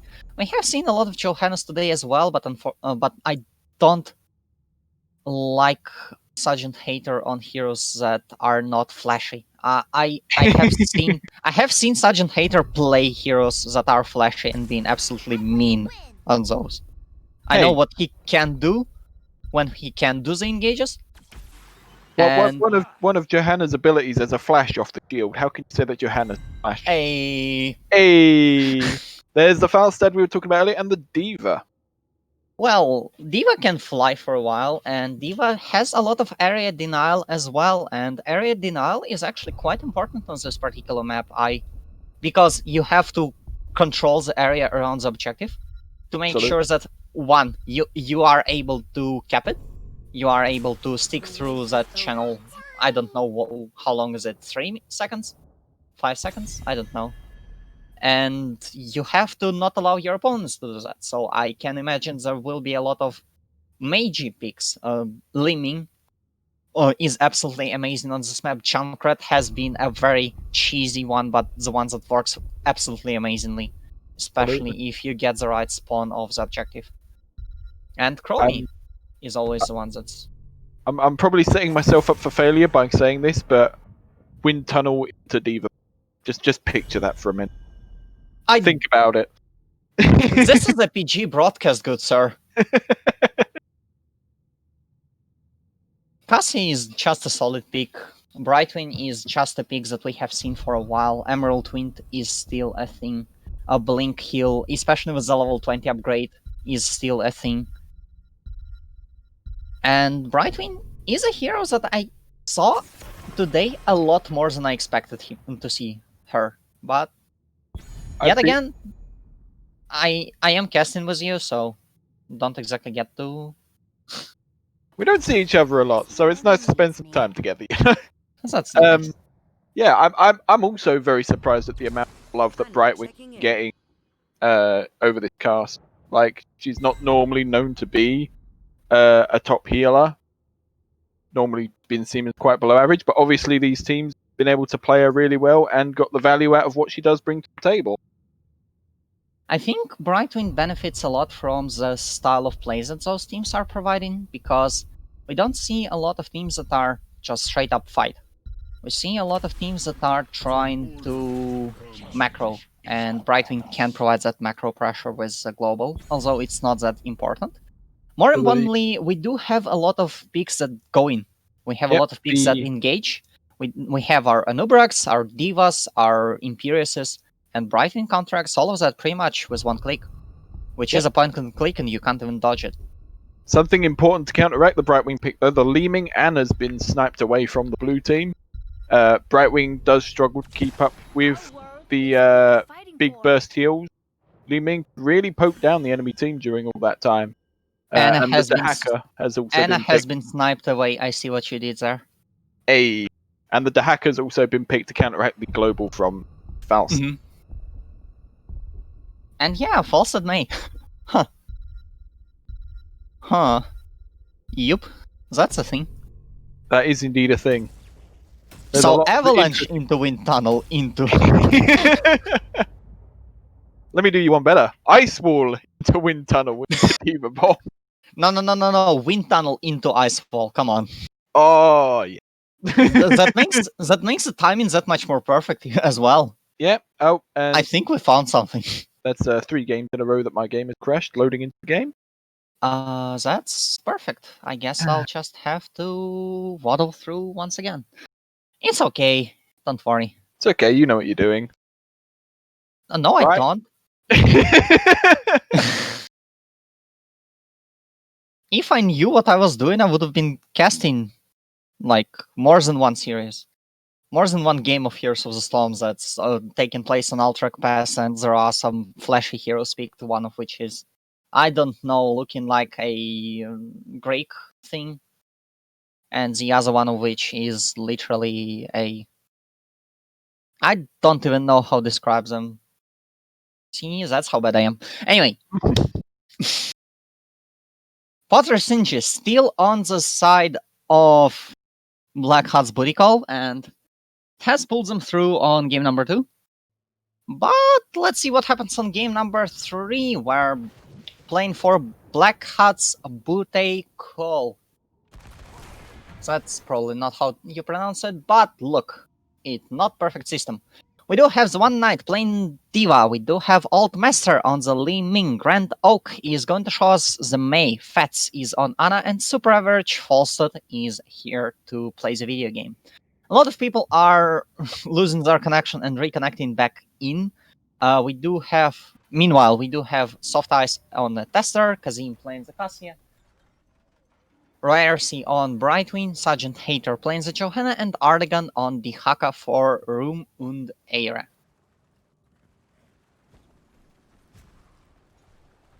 And yeah. So, not a lot of aggressively engaging early, but the team's just sadly throwing skill shots around. Not a lot of towns that I would like to point out, although I would have to note that Kazim is actually going for the auto attack build on Cassia as compared to the Q builds that people usually go recently. So that's a thing. Other than that, I don't know. In one of the offlanes, we do have Arlegan versus One Knight as a Dihaka versus Diva matchup, which I believe people have told me that nothing is gonna happen. Brick wall, wet fish. Which sounds like a very classic description of an offlane matchup. In the other offlane, we do have Kazim versus Grand Oak, and it's not exactly a solo lane because Sergeant Hater joins in, and Grand Oak is not fully into Grand, but should be able to get back to safety without much problem.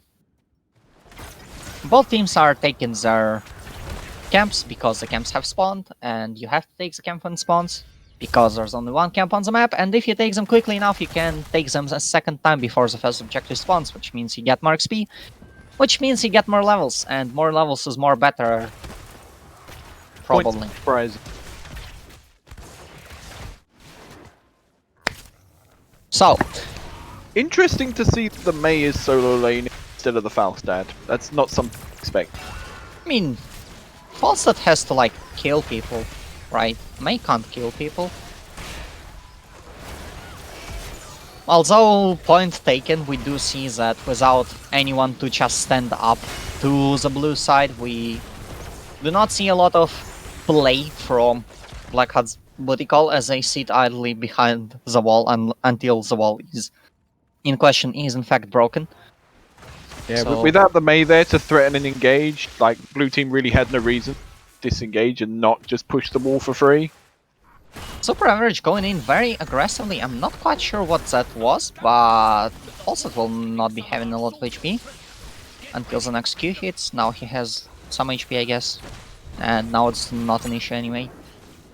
In the top lane, you see One Knight using the Baby Diva very well. When you're in those melee versus melee matchups, when you're in the ranged Diva form, you can really bully and harass your melee counterpart. The Baby Diva does a lot of damage to stay in the attacks for a while. Just something to keep in mind. Why is there even a point to just get back into the mech in that matchup? Don't you just get to bully around the Dihaka forever? I mean, unless you get grabbed. Just dodge them forehead. You're supposed to If- be like good or something. If there are any prospective Diva players out there wondering how to maximize the pilot, literally just if you're in a matchup against a hacker, against Blaze, against anyone like that, utilize your range. Like, you don't need to immediately get back in the mech as soon as it's off. See, and now we are in an educational stream.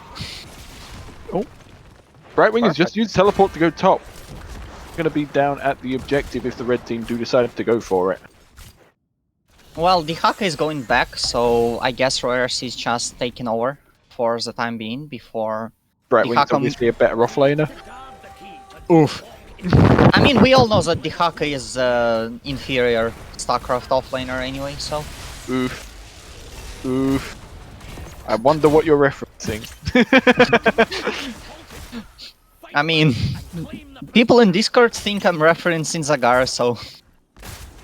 You're probably maybe better than popping the trait there to get some health back. Obviously, reasonable cooldown on that. It's not going to have it for the next fight. I mean, Mei is literally like Johanna in that regard, let's be honest. So. You mean like Johanna used to be. In case of Johanna's, those are different buttons, and Grand Oak has one of those that give both shield and HP. Meanwhile, the mech is blown up as a response to Diva actually losing some HP. Old Master gonna get dragged, but Grand Oak is here to interrupt that thingy. The camp is retaken, 20 seconds to 14, and the action continues heating up. Both teams have their level 7, and the One Knight... Sorry, not the One Knight.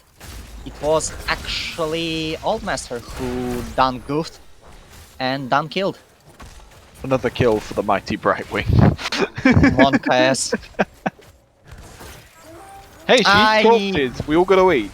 Grand Oak so close to just interrupting that one as well. That would have been very annoying, but unfortunately, The W takes some time to start dealing damage, and that's precisely the amount of time needed to capture this one and make sure that the first wave of objective will be the wave of cavalry, because apparently they are called raiders on the hard side. I don't know, I don't play Warcraft. The red team doing the sensible thing, realizing they weren't in a position to fight the objective anymore, immediately went to camp. D.Va immediately went to lane to get as much value as you can, while the blue team are still on that objective. Like, you don't have to fight for the objective like while it's up. If you would be taking a disadvantageous fight, you can always get value else. And level 10 hits for the blue side. We do have the Valkyrie, we do have the Archon, and Blessed Shield alongside Isolation. Brightwing still choosing her ultimate, but I think that might just be a wait to see what the other team is doing, just to find the response, if need be. Not quite sure what you're trying to respond for, but... Yeah, I was just thinking that it is the blink heal that's taken by the Brightwing. Maybe just double checking with the team that that's what they wanted to go with. Or just being busy with something else, because that is an issue that also can happen. You have to dedicate some attention to picking your talents, and sometimes you just can't, because action is heating up. Can't pick talents when you're carrying the entirety of your team on the back. Well, we do have the Avalanche to try and disengage for the fort, but unfortunately the fort will not survive, and so will not Cassia, killed by the Li Ming in the offlanes. Because the offlane is never a solo lane, don't forget that, offlaners. Never forget. Ooh, that was an attempt. That was an attempt, I can respect that. Super average, almost getting there. But at least the Gust did not go on cooldown, so that's nice. So yeah, we do have both of the Gust abilities, Gust and Avalanche, Micro Rockets on D.Va, because why would you pick Bunny Hop? And... Bunny Hop fun. Look. You want to have fun or you want to win? Yes.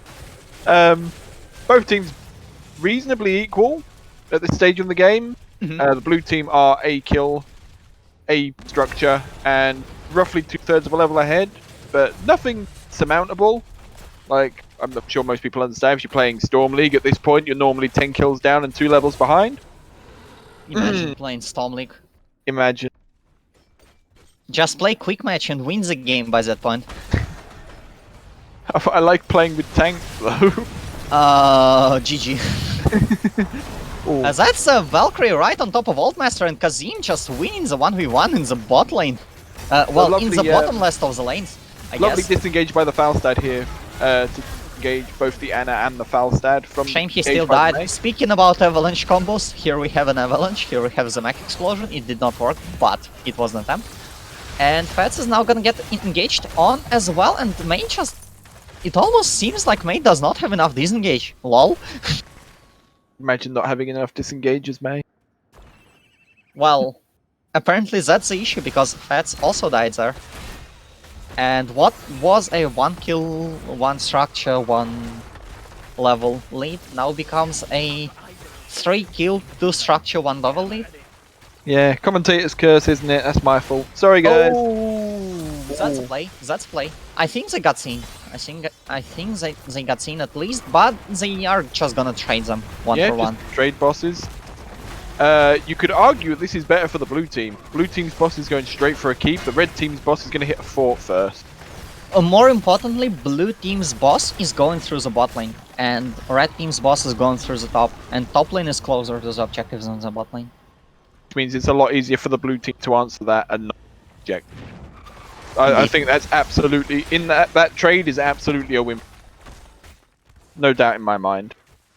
I mean, the trade was forced by the blue team anyway, and the red team, I think, might at least try to take the other boss and delay the objective a little bit, using that as an option. Yeah, absolutely. I just wanted to point out that, like, someone might look at that and say, oh, they traded a boss for a boss. That was a neat trade. It's like, well, no, that's not quite that simple.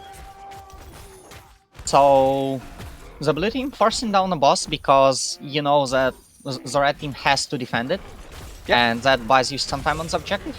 Red team sees that, decides to go for the boss because that's the best option that they have. You can't fight for the blue boss when you have your healer down. The blue team do have the option to not take this fight and soak first. They do have a substantial lead, but they're on the same talent tier at the moment. Well, could they just send- are disengaging, so I think the plan is exactly like that. Don't have to forget that support in the mid lane not looking too healthy, so can actually get brought down with one push. Although, for the time being... Even if you just send the hacker to bot lane or something, like just to soak that 16s and then just push in with a really big talent tier advantage. Actually, what are the big spikes on level 16 for the team in blue? The tongue link for the hacker, thermal lance for Tassadar, the silence for Brightwing, or the polymorph upgrade. I believe that's fanaticism for Johanna that's just been taken.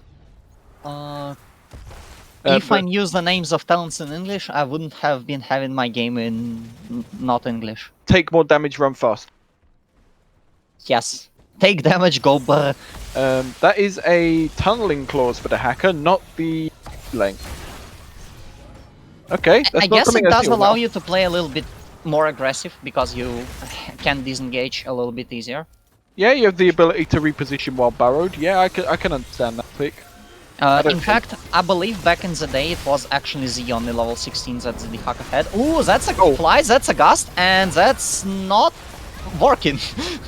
The avalanche is here, but it is a little bit too slow. However, ORC gonna get stunned by the snowball and gonna get killed. Brightwing is traded for the falset. Fats is now being the target of the blue team, but Old Master not looking too healthy as well. And the Valkyrie just kills the Ana and obliterates the Li Ming. Diva is blown out of the mech, and Arligan will just go and take the camp before going for the top lane before retreating because blue team could absolutely. Sorry, blue team could absolutely be taking the red team's camp right now. Like red team really can't do anything to stop them. Just get an even bigger push on that mid lane, which looks like they're now going to do. You can take it later, which is a thing, and you also can probably just invest a little bit more time into the push, because they have decided to take it earlier because the wave was already there at the walls, so you can just take down the walls, and when the wave dies, you go for the camp. Yeah. But now you also just push the walls down, get a little bit more damage in there, so your cavalry does not need to do that much work. Falstad has just flown bot while the blue team are 5 top. Well, you have to get some experience somewhere, because you are losing 2 levels already.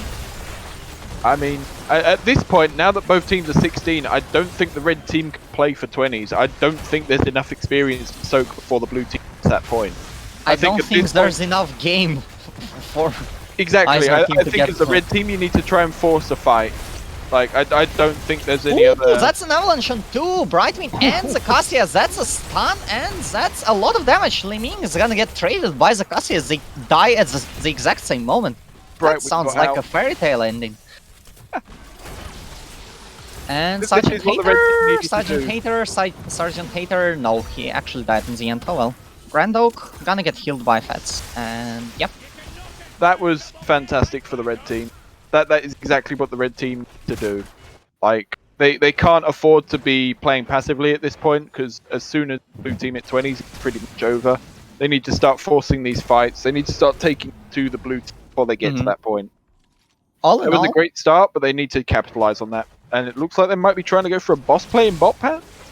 All in all, it wasn't the perfect hold, because there has been a bunch of damage done to the structures. We do see that keep in the mid lane almost dead, and that keep in the top lane is no more, which means that the floor is open. But they get their experience, they get their fight, and they get their opening. I don't know how they can counteract the action happening up top, because... I think it's just going to be a case of take the bot boss and then immediately move top and fight the boss outside of the base. But do they have enough time? That's the question. Yeah, if they back now, they can do it. You're not going to stop them taking the boss, but just get ready to defend it. I like the idea that they aren't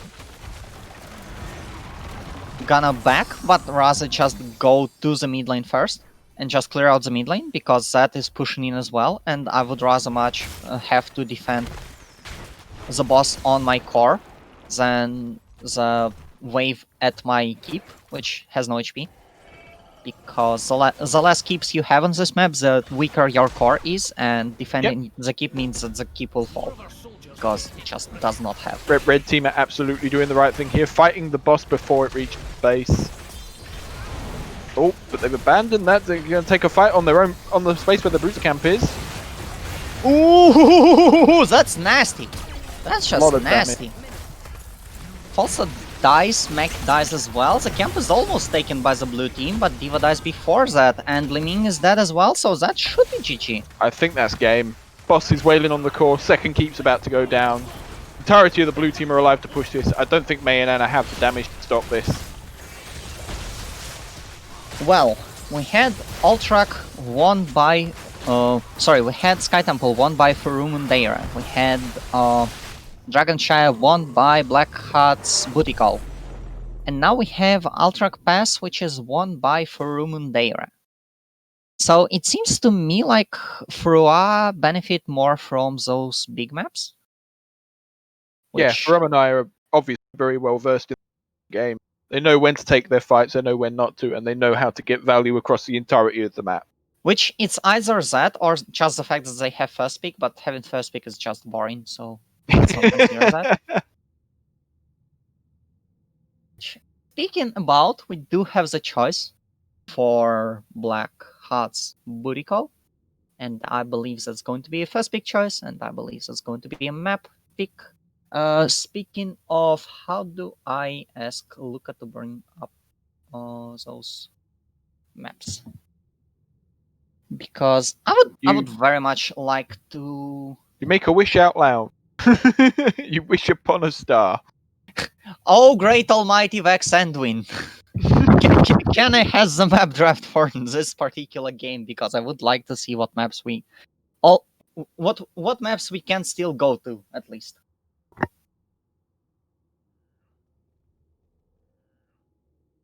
Oh, we will see some results soon, TM. Yes. But if you're in the position of Blackheart's call, you've picked two maps, you've lost both of those maps, and the one you've won is the one that the enemy picked. Do you say screw it and just go for first pick? I mean, I'm going to assume that by that point your cheeky strategies have run out. So I'm going to assume. So I'm going to say screw it, go first pick, because first pick has been working so far. Unfortunately, they are in a losing position, because if they win this one, Froa gets their first pick for map number 5. But we will try to worry about that one when we actually get there. As of now, we have to win it. We have to win the map. We have to win it. I don't think we at this point you have a map that you think you are much better than your opponent, because you have already picked 2 of those, and it did not work. So looking at the maps that we have left in the pool, we've got Cursed Hollow, we've got Infernal Shrines, we've got Towers of Doom. I feel like if you're Furumanaya, been winning macro maps all day, you're probably looking at Cursed Hollow as your pick. Whereas Blackheart's Booty Call, they've been taking the map where like team fighting is more important. So maybe an Infernal Shrines pick would be the play here. I mean, we have a very macro-oriented Cursed Hollow. We have a very teamfight heavy, in my opinion, Towers of Doom, and we have Infernal Shrines, which is kind of in the middle, I would say. I would say Infernal Shrines is more team fighty, and then Towers of Doom is a little bit more macro orientated, personally. I guess. I know the only Towers of Doom maps that I have seen today did not quite impress me. I don't remember who played it, but it did not impress me from either side, so I don't think that Towers of Doom pick will be quite good. It can be an interesting choice for Blackheart's Booty Call for map number 5 when they get map pick. I'm always interested to see good teams play Towers of Doom. I think it's one of the best maps to watch. I don't necessarily enjoy playing it all that much, but watching good teams play that map is enjoyable. Towers of Doom is definitely one of those maps where a good team does show that they are good very well, because if they fall behind, they just hold on, and you can pretty much hold on forever. if you do not lose any objectives, if you do not lose any fights, if you just start popping off, you do not lose anything.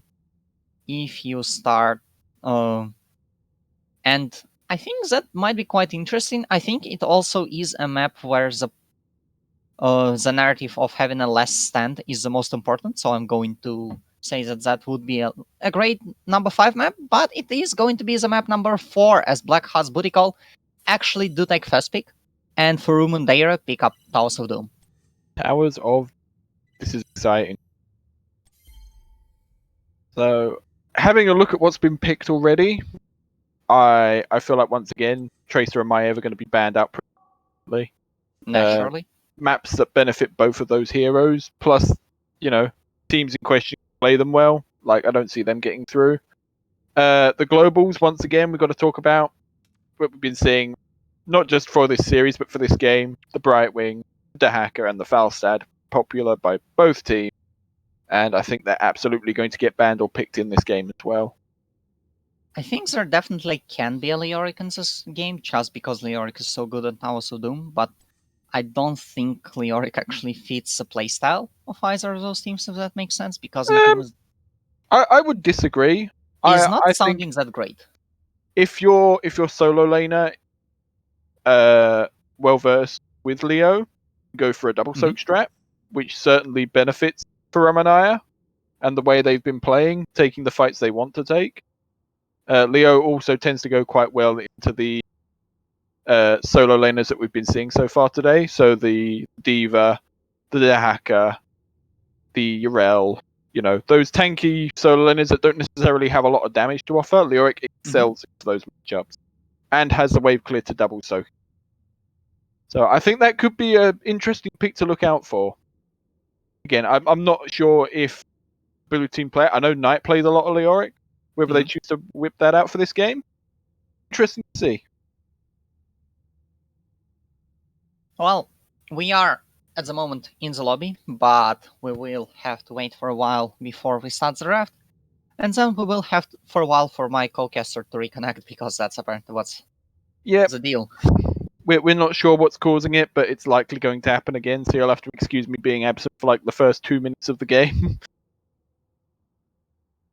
Look, listening to other people is a thing that I do the worst, so I would be rather okay without a co-caster. Although, to be fair, for having what 7th game today, You've done a great job.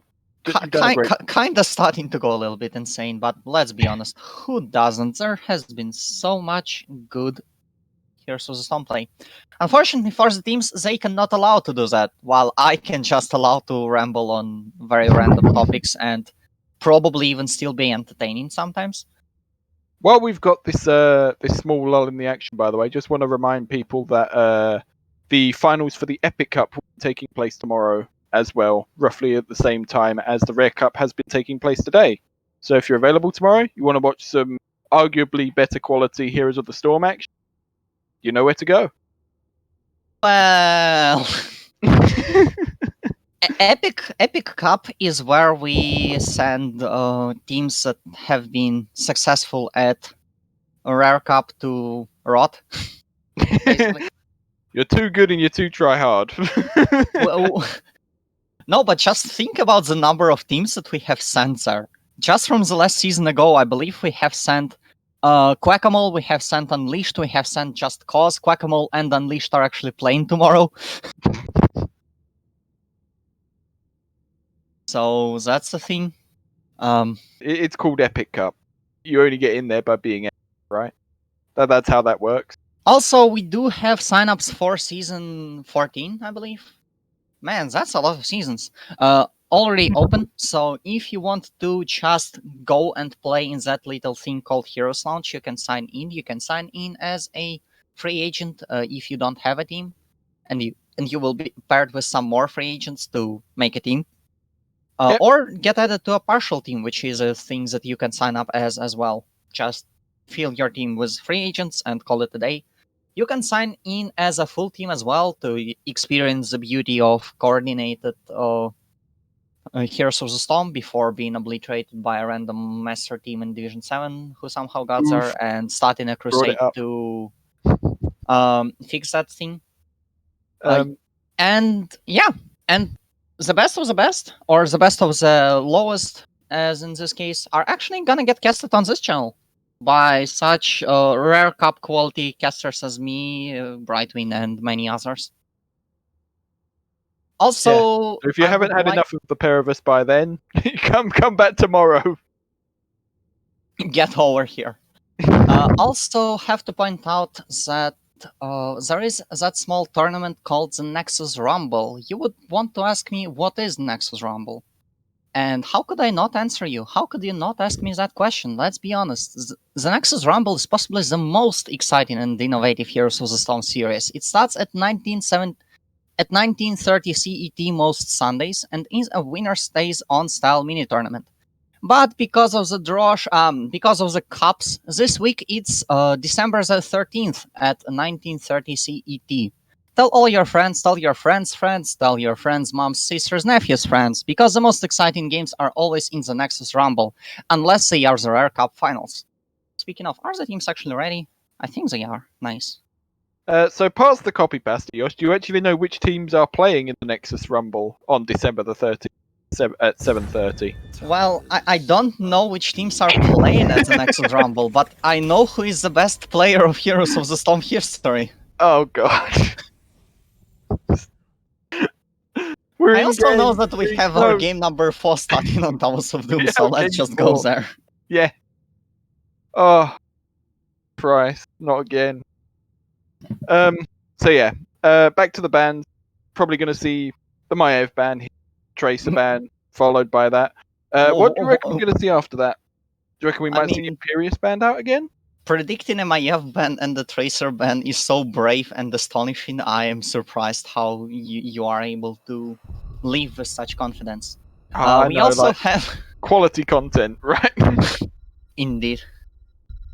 We also have, yeah, Imperious should be banned, pretty much. I would not be averse of a Johanna ban at that point, although I'm not quite sure that's that good. I I I would say that I'm not that um happy with Sergeant Hater's performance on the Johanna, but I'm also going to assume that Blackheart's booty call are the ones who are banning the Imperious for this one. Although, is it just the team that does not pick first that bans the Imperious, or how does that work? Did we figure out that yet? From the two games we've seen, it's the team that isn't first that banned because it seems to be first pick material at the moment. Oh well. We interrupted advertising to bring you this game. Yeah, that is what it feels like. This advertisement is brought to you by. We're sponsored by the Nexus Rumble. Transparent.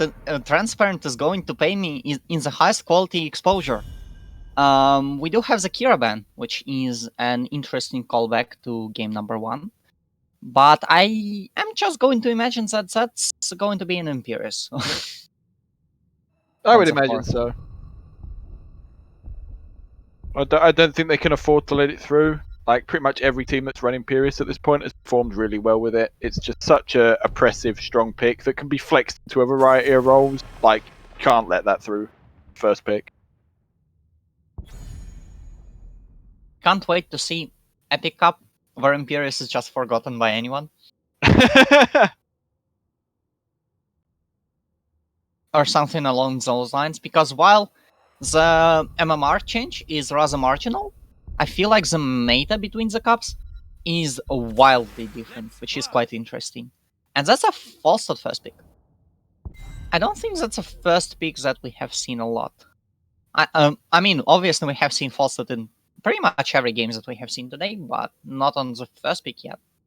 I mean, to be fair, in the games that Falstad has been played, it's been a rather instrumental piece of the puzzle to each team. So I'm not that surprised to see it taken.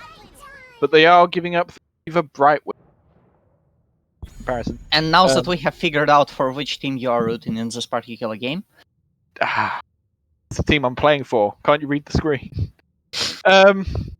So Something important to point out that the Ming Ana combo that's been picked up in the last 2 games is still open. That could be picked up by either team.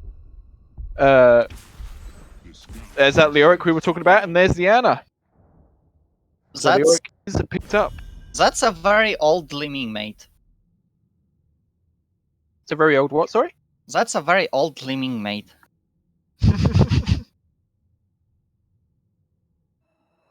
Anyway, imagine a Leoric skin where the mace is giant wand. We do have like a tank band that we want to have, right? No. This realm needs. No tank ban this time.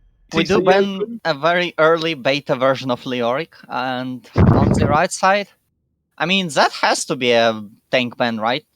If you just I think you just ban out the ETC, right? Because you don't want the ETC more than you don't want. There's so many tanks open. I think you struggle to choke a tank here. There's the Mei, there's the ETC, there's the Joanna, there's the Muradin. Damage Cassia probably. Greymane. Huh. I haven't seen a Greymane today, have you? I have not seen a Greymane today. That's an interesting ban. Probably specifically for the Ana, since a lot of the non-mage DPS picks have been banned out. All 3 of the bans at this point are DPS picks for the red team.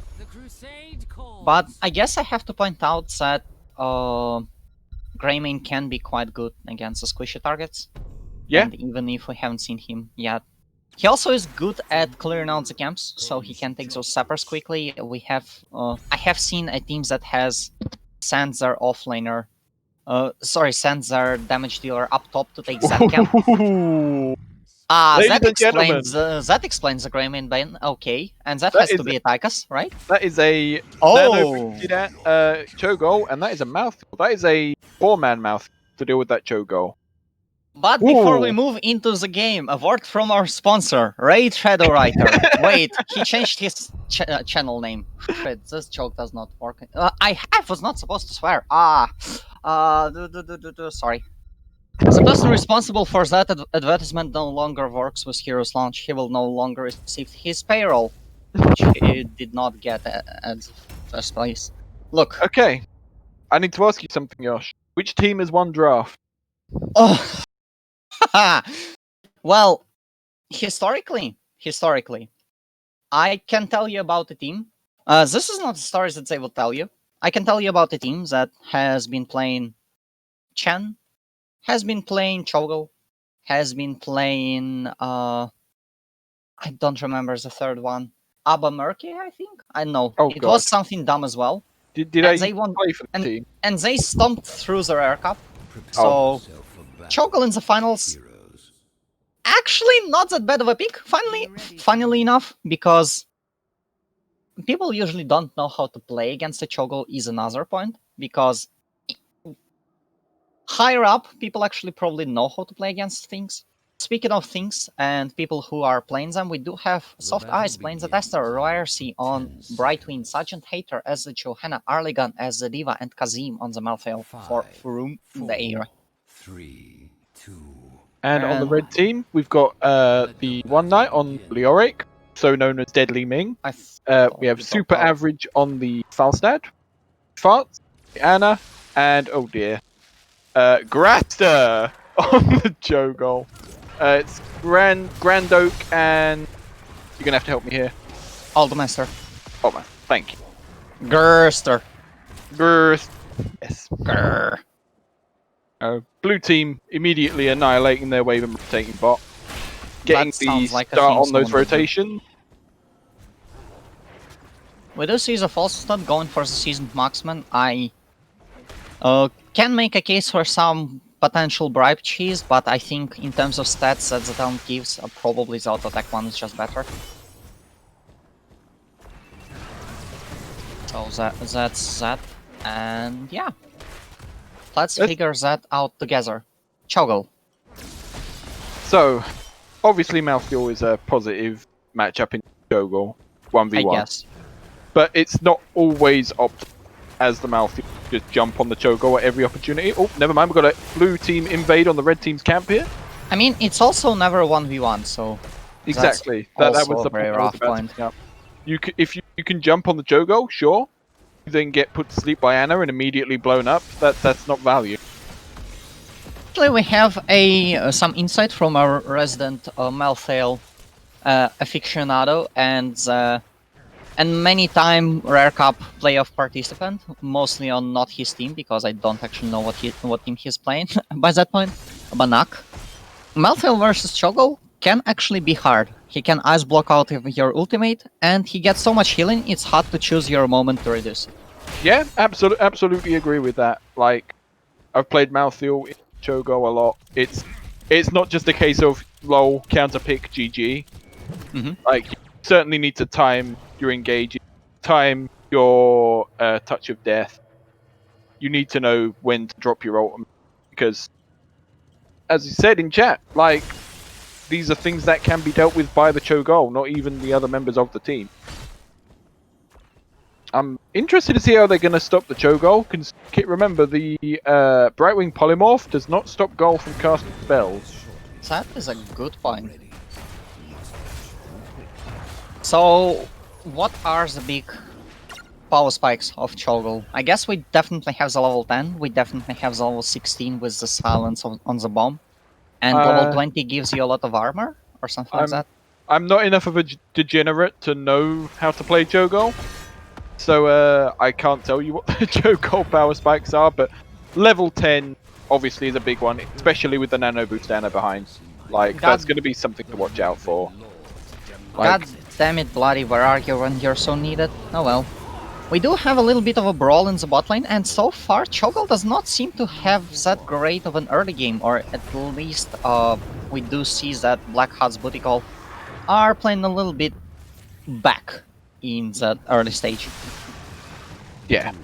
Big thing to realize that in terms of macro pressure, Cho'Gall is almost active in that respect, considering you've got two players bound into one body, can't rotate around the map separately, so it's a lot easier for the blue team to make those macro calls. Look at where the red team and the blue team are on the map right now.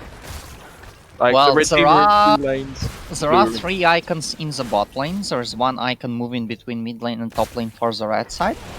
Yeah. And there's a blue icon up top, and there has been a bunch of icons in the mid lane, so that do be making sense, especially considering that Brightwing is actually global, which might finally come in once. Blue team once again going for the red team's camp. An actual even fight here, 4v4 if they do decide to take it. Joanna being dropped pretty low, the phase shift's going to be used to top her up there. And once again the Cho'Gall decides to play a little bit back, which I guess signifies that they have a better late game. I mean, I don't know about late game, they've definitely got a better level 10. They have a much more impactful level 10. Like, so the nano boosted Cho'Gall damage is like team wipe worthy. Just got to get to that point. Couple that with Entomb as well. I mean, he's supposed to be a raid boss, right? Yeah, exactly. Leoric is doing what we were talking about earlier, double soaking 2 lanes at once, trying to get the XP advantages. And just letting the Cho'Gall be free to fight. Or just keeping the team back in terms of experience. Ooh, Fat's That channeling very not low. the best option, because you are cut out from the rest of the team, you can't really disengage from there. Malthael is dead, but you still lost your healer, and that's quite sad, and I think that's going to be 4 more for the blue side. 36 to 28 already, that will be 36 against 24 once this finishes channeling. But on the other hand, Leoric continues pushing in, continues getting that experience, and that's almost level 10 for the Cho'Gall. Yeah, not a negligible amount of experience has been soaked while all that was going on. Even with the kills taken into account, red team is going to hit level 10 first.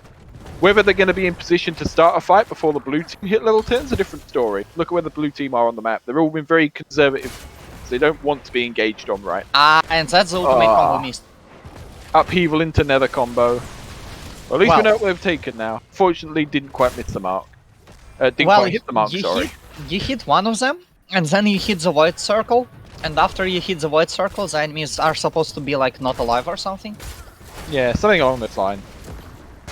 So the circle meta definitely helping a little bit there, but unfortunately I believe there are more circles on the blue side. I'm gonna point out the what's going on in the solo lanes, I suppose. Like, D.Va is obviously fantastic solo lane at the moment, but she does not have the wave clear that Leoric has. Leoric's running all over the map, like obliterating minion waves, and D.Va just can't keep up. Like, that's Which gonna. is why they are trying to keep the Brightwing up, right? Ooh, that's another tectonic swing, but... Oh, that's the nano boost down on the Cho'Gall. Cho'Gall's gone in on the Brightwing. Oh no, no, no, no, no, no! But no value pulled out. I'm guessing the ultimates were still on. Yep, the ultimates were still on cooldown, so I guess they didn't really have any real like big blow up damage to go with the nano boost. Well, I believe that's actually a fallen sword. That's falling sword. Oh, got popped. Gust. And the explosion from the Malphil, and Ana goes down, being the first stack for the dead. I don't know how you call them, like the dead thingy guy. Dead. Don't remember. Dead guy. I mean, he's probably not dead. He's just an angel or something. But yeah, the circle meta is definitely enhanced by the blue team reading the call and just going for the falling sword for the circle and going for the emerald wind for another circle. So circle meta definitely on the side of Furum and Ähre. Sorry. That's okay. Blue team just going to secure their camp here. Red team were positioned, so they wanted to do something about it. Just a little bit too late. And that's another tectonic swing. Actually, if you remember the last nano boost, it happened right after the tectonic swing had missed on the Johanna because Johanna pressed her shield thing. Trait. Passive. I don't know. The thing. Look. I have been casting, I'll have you know. I don't have time to remember names. That's a lovely three-man sleep from Ana there. And a lovely follow-up on top of that. Look at the Oh follow-up by no, Cho'Gall. that's how it works. There's the nano boost. There's the twisting never. Q to engage. It only has been what? 9 minutes, and they finally got a team wipe. Beautiful, beautiful. Like that's the dream, Ooh, right? And the rip in chat. At least it's from the blue team. When you take the Ana Cho'Gall, that's what the dream is, right? Big team wipe with the nano boost upheaval, twisting never. Was a lovely 3-man sleep dart by the Ana to set up that fight, and they're gonna take bottom 4 as a prize. And we have went down a bit as a red team in HP on core, but it doesn't matter too much because on Towers of Doom, as we have talked, you do not lose the game until you make a mistake. And now you are in a position to just try and get that HP disadvantage back and get it rather rapidly. We are already 31 against 20, and that's another engage. Falling Sword connecting on top of the Cho'Gall. We do see Fats not looking too great. Focusing on Ana is actually a rather solid call by the side of Furum and Ähre.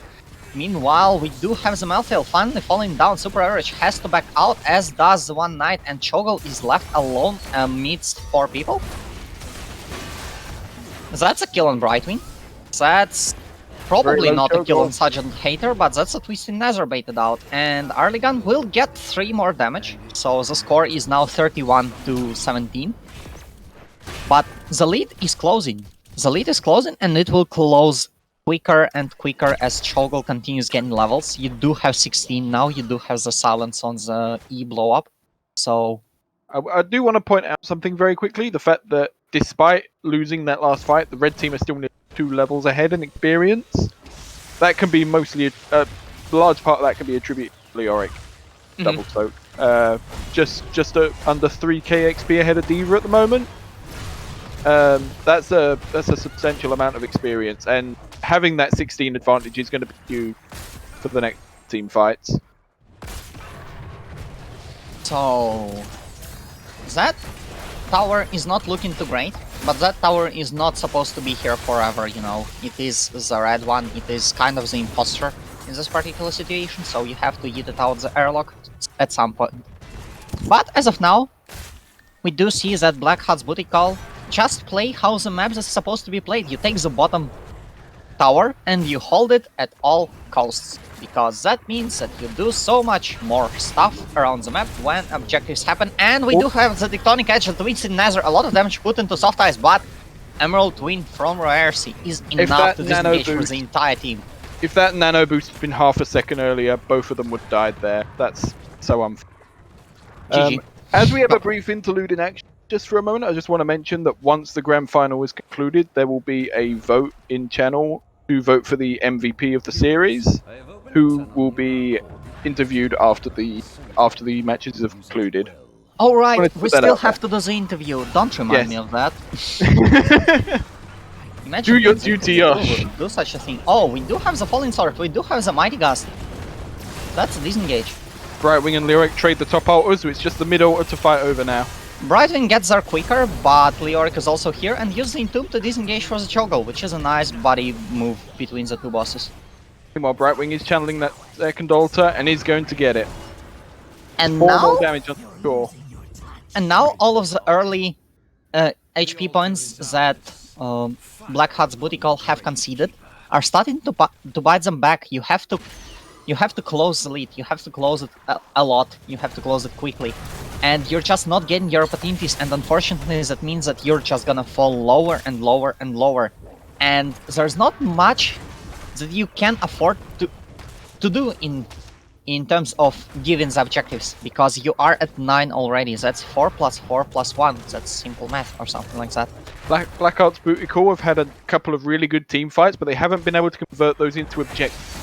Unfortunately, the timing on those teamfights was really the issue, because you do get a nice teamfight, but it is between the two altar faces, so the enemy team is all up for the next one, and... Oh, that's a boss take by the blue team. Can Falstad interrupt it with the gust? Oh, the so close! The One Knight was just outside of the thingy, but we do have the engage, the Twisted Nether, the Void Circle connects, we do have Kazim losing a lot of HP, and actually dying to the death. That is a lovely entomb by Leoric there, that's a dead Tassadar. And that's another 2 kills, but you can't convert into anything. There's no altars on this map. There are some in 30 seconds, but by that time, Malthael will be alive. I'm just going to take the mid fort instead, try and get the value. I like that they kept the bot fort at 600 HP, just so they can go there, take it right before the objective. If they do actually remember to rotate down and take that. And hit an extra damage point into the enemy's core. Especially considering that the altar spawns right now. It is going to be level 20 for the red team as well, so you can't fight for it. Yep, let's see what level 20's got buried alive. We have the nether upgrade for Gol, still waiting to show. Nano boost upgrade for Anna, and tunnel for Falstad. So, wind tunnel plays could very much be a thing. Oh, the Tectonic Swing upgrade up top, and yep, that's a thing. Blue team need to be careful now. They're not beyond losing this game if they keep getting engaged on like this. I mean, all I'm seeing is the blue team getting repeatedly wipe checked by a big 2-headed ogre. And I don't know if that's a blessed image or a cursed one. 10 seconds left on the blue team. And that's an engage. That's Soft Ice being rooted by the Tectonic Swing, and that's a kill. Just an absolute one-shot, even without nano boost at this stage. So Lol, much says damage. Soft Ice. Cho'Gall going for the nice flank through the kill zone into mid lane. I mean, you have HP. And you kind of want to keep those alive, because every single one that you keep alive is an extra damage point that your opponent doesn't do, and an extra damage point that you do. Yeah, so... the blue team do still have the siege camp up. I'm surprised the red team hasn't taken already, considering it would be 3 damage to the core if they pushed in with it. I'm surprised that the red team are not trying to push in the top lane, because that will be a domination on the point. Looks like Leoric's gonna... I think they might have tried to time that so that they take it just as the objective comes up. I think they've left it a bit late to do that. But yeah, that would have been a really good play to force the red team to take one of the towers back before they could engage on the... And dominating always a battlefield on Towers of Doom is very, very disastrous for the enemy team, because it deals damage a lot quicker than you expect a lot of times. Exactly. And Would be a there's really an good way altar for the red team spawning. to close There's the gap. no one actually going for the altar. Everyone's just sitting in the bot lane. Gerster closest to the actual thing, but now Fats is committing to go to Yeah. the bot one. The Entomb by One Night was missed, unfortunately, but it's a reasonably low cooldown. 30 seconds, it'll be back. That's a Twisting Twisted Nether. Nether, that's a Tectonic Swing, and that's mistimed as hell. We do have the bottom altar taken first by the Ana. I don't agree with that choice because that altar is the one that's easier defended for the team in red because there are all those. That's missed. Oh well, last rights. Unfortunately, not. So I'm gonna say I think that was a fantastic wind tunnel by the Falstad there. One Chogol had used the big abilities, and the blue team were trying to engage off the back of that. I think the Falstad disengage was very nice. You know a thing that I have noticed just now? What's that? We have walked around for like three altar phases, and they only now get level 20. Oh, there's a nano boost onto the Chogol. Twisted Nether is on cooldown, I believe. So Brightwind still dies because yes, and Gerster continues his reign of terror. Just not enough to catch Kazim there, I think. Instead, flying to the boss. The boss is 30 seconds away. 35. Yep. So red team, I'm guessing, are going to posture around for that, while the blue team are going to see if they can interrupt that. I'm not sure they've got many tools to deal with that outside of just fully wiping them. And while we are joking about how chunky Chogol is and how all out he coming, the core of blue side actually drops down to 11. So the Yans that far from dying. Twisted Nether is off cooldown and you can blink using it, so that's interesting. And that's an engage right out of the gate. So, oh, nice sleep on top of the Johanna, and that's 3 more. That puts the blue team down to 8. So now an altar and a boss finishes them off. Yep. I think what I would like to see from the blue team is just concede the altar and go straight up for the boss and just take the boss. Yeah. Absolutely. And that endgame will be a 3 versus 1, that will be very hype, but most importantly that ensures that the blue team will survive. Although the One Night... team's taking your advice. They're going to get a pick onto One Night here if he's not careful. That's a polymorph. A lot of damage. There's the last And that's the last rights. That's a deadly aura. That's the last rights on cooldown. That's 50 seconds of cooldown. That's important. Because you can't execute Chogol now. Now the Chogol can just probably try to go in and bike check while the One Night will suck his way back to full HP. Malthiel hasn't been using last rights on Chogol. I've seen it used on Ähre and Leoric. I think that's on purpose, considering the status option is there. Oh, the wind tunnel! Oh, that's just a little sliver. Just the littlest sliver. Johanna's dead and the boss is taken. That's GG. Oh. That's GG. So close. What and we're going to map number 5. Woo, boy. I want to point out quickly, Johanna didn't actually die there. She's falling sword. Just off of the point.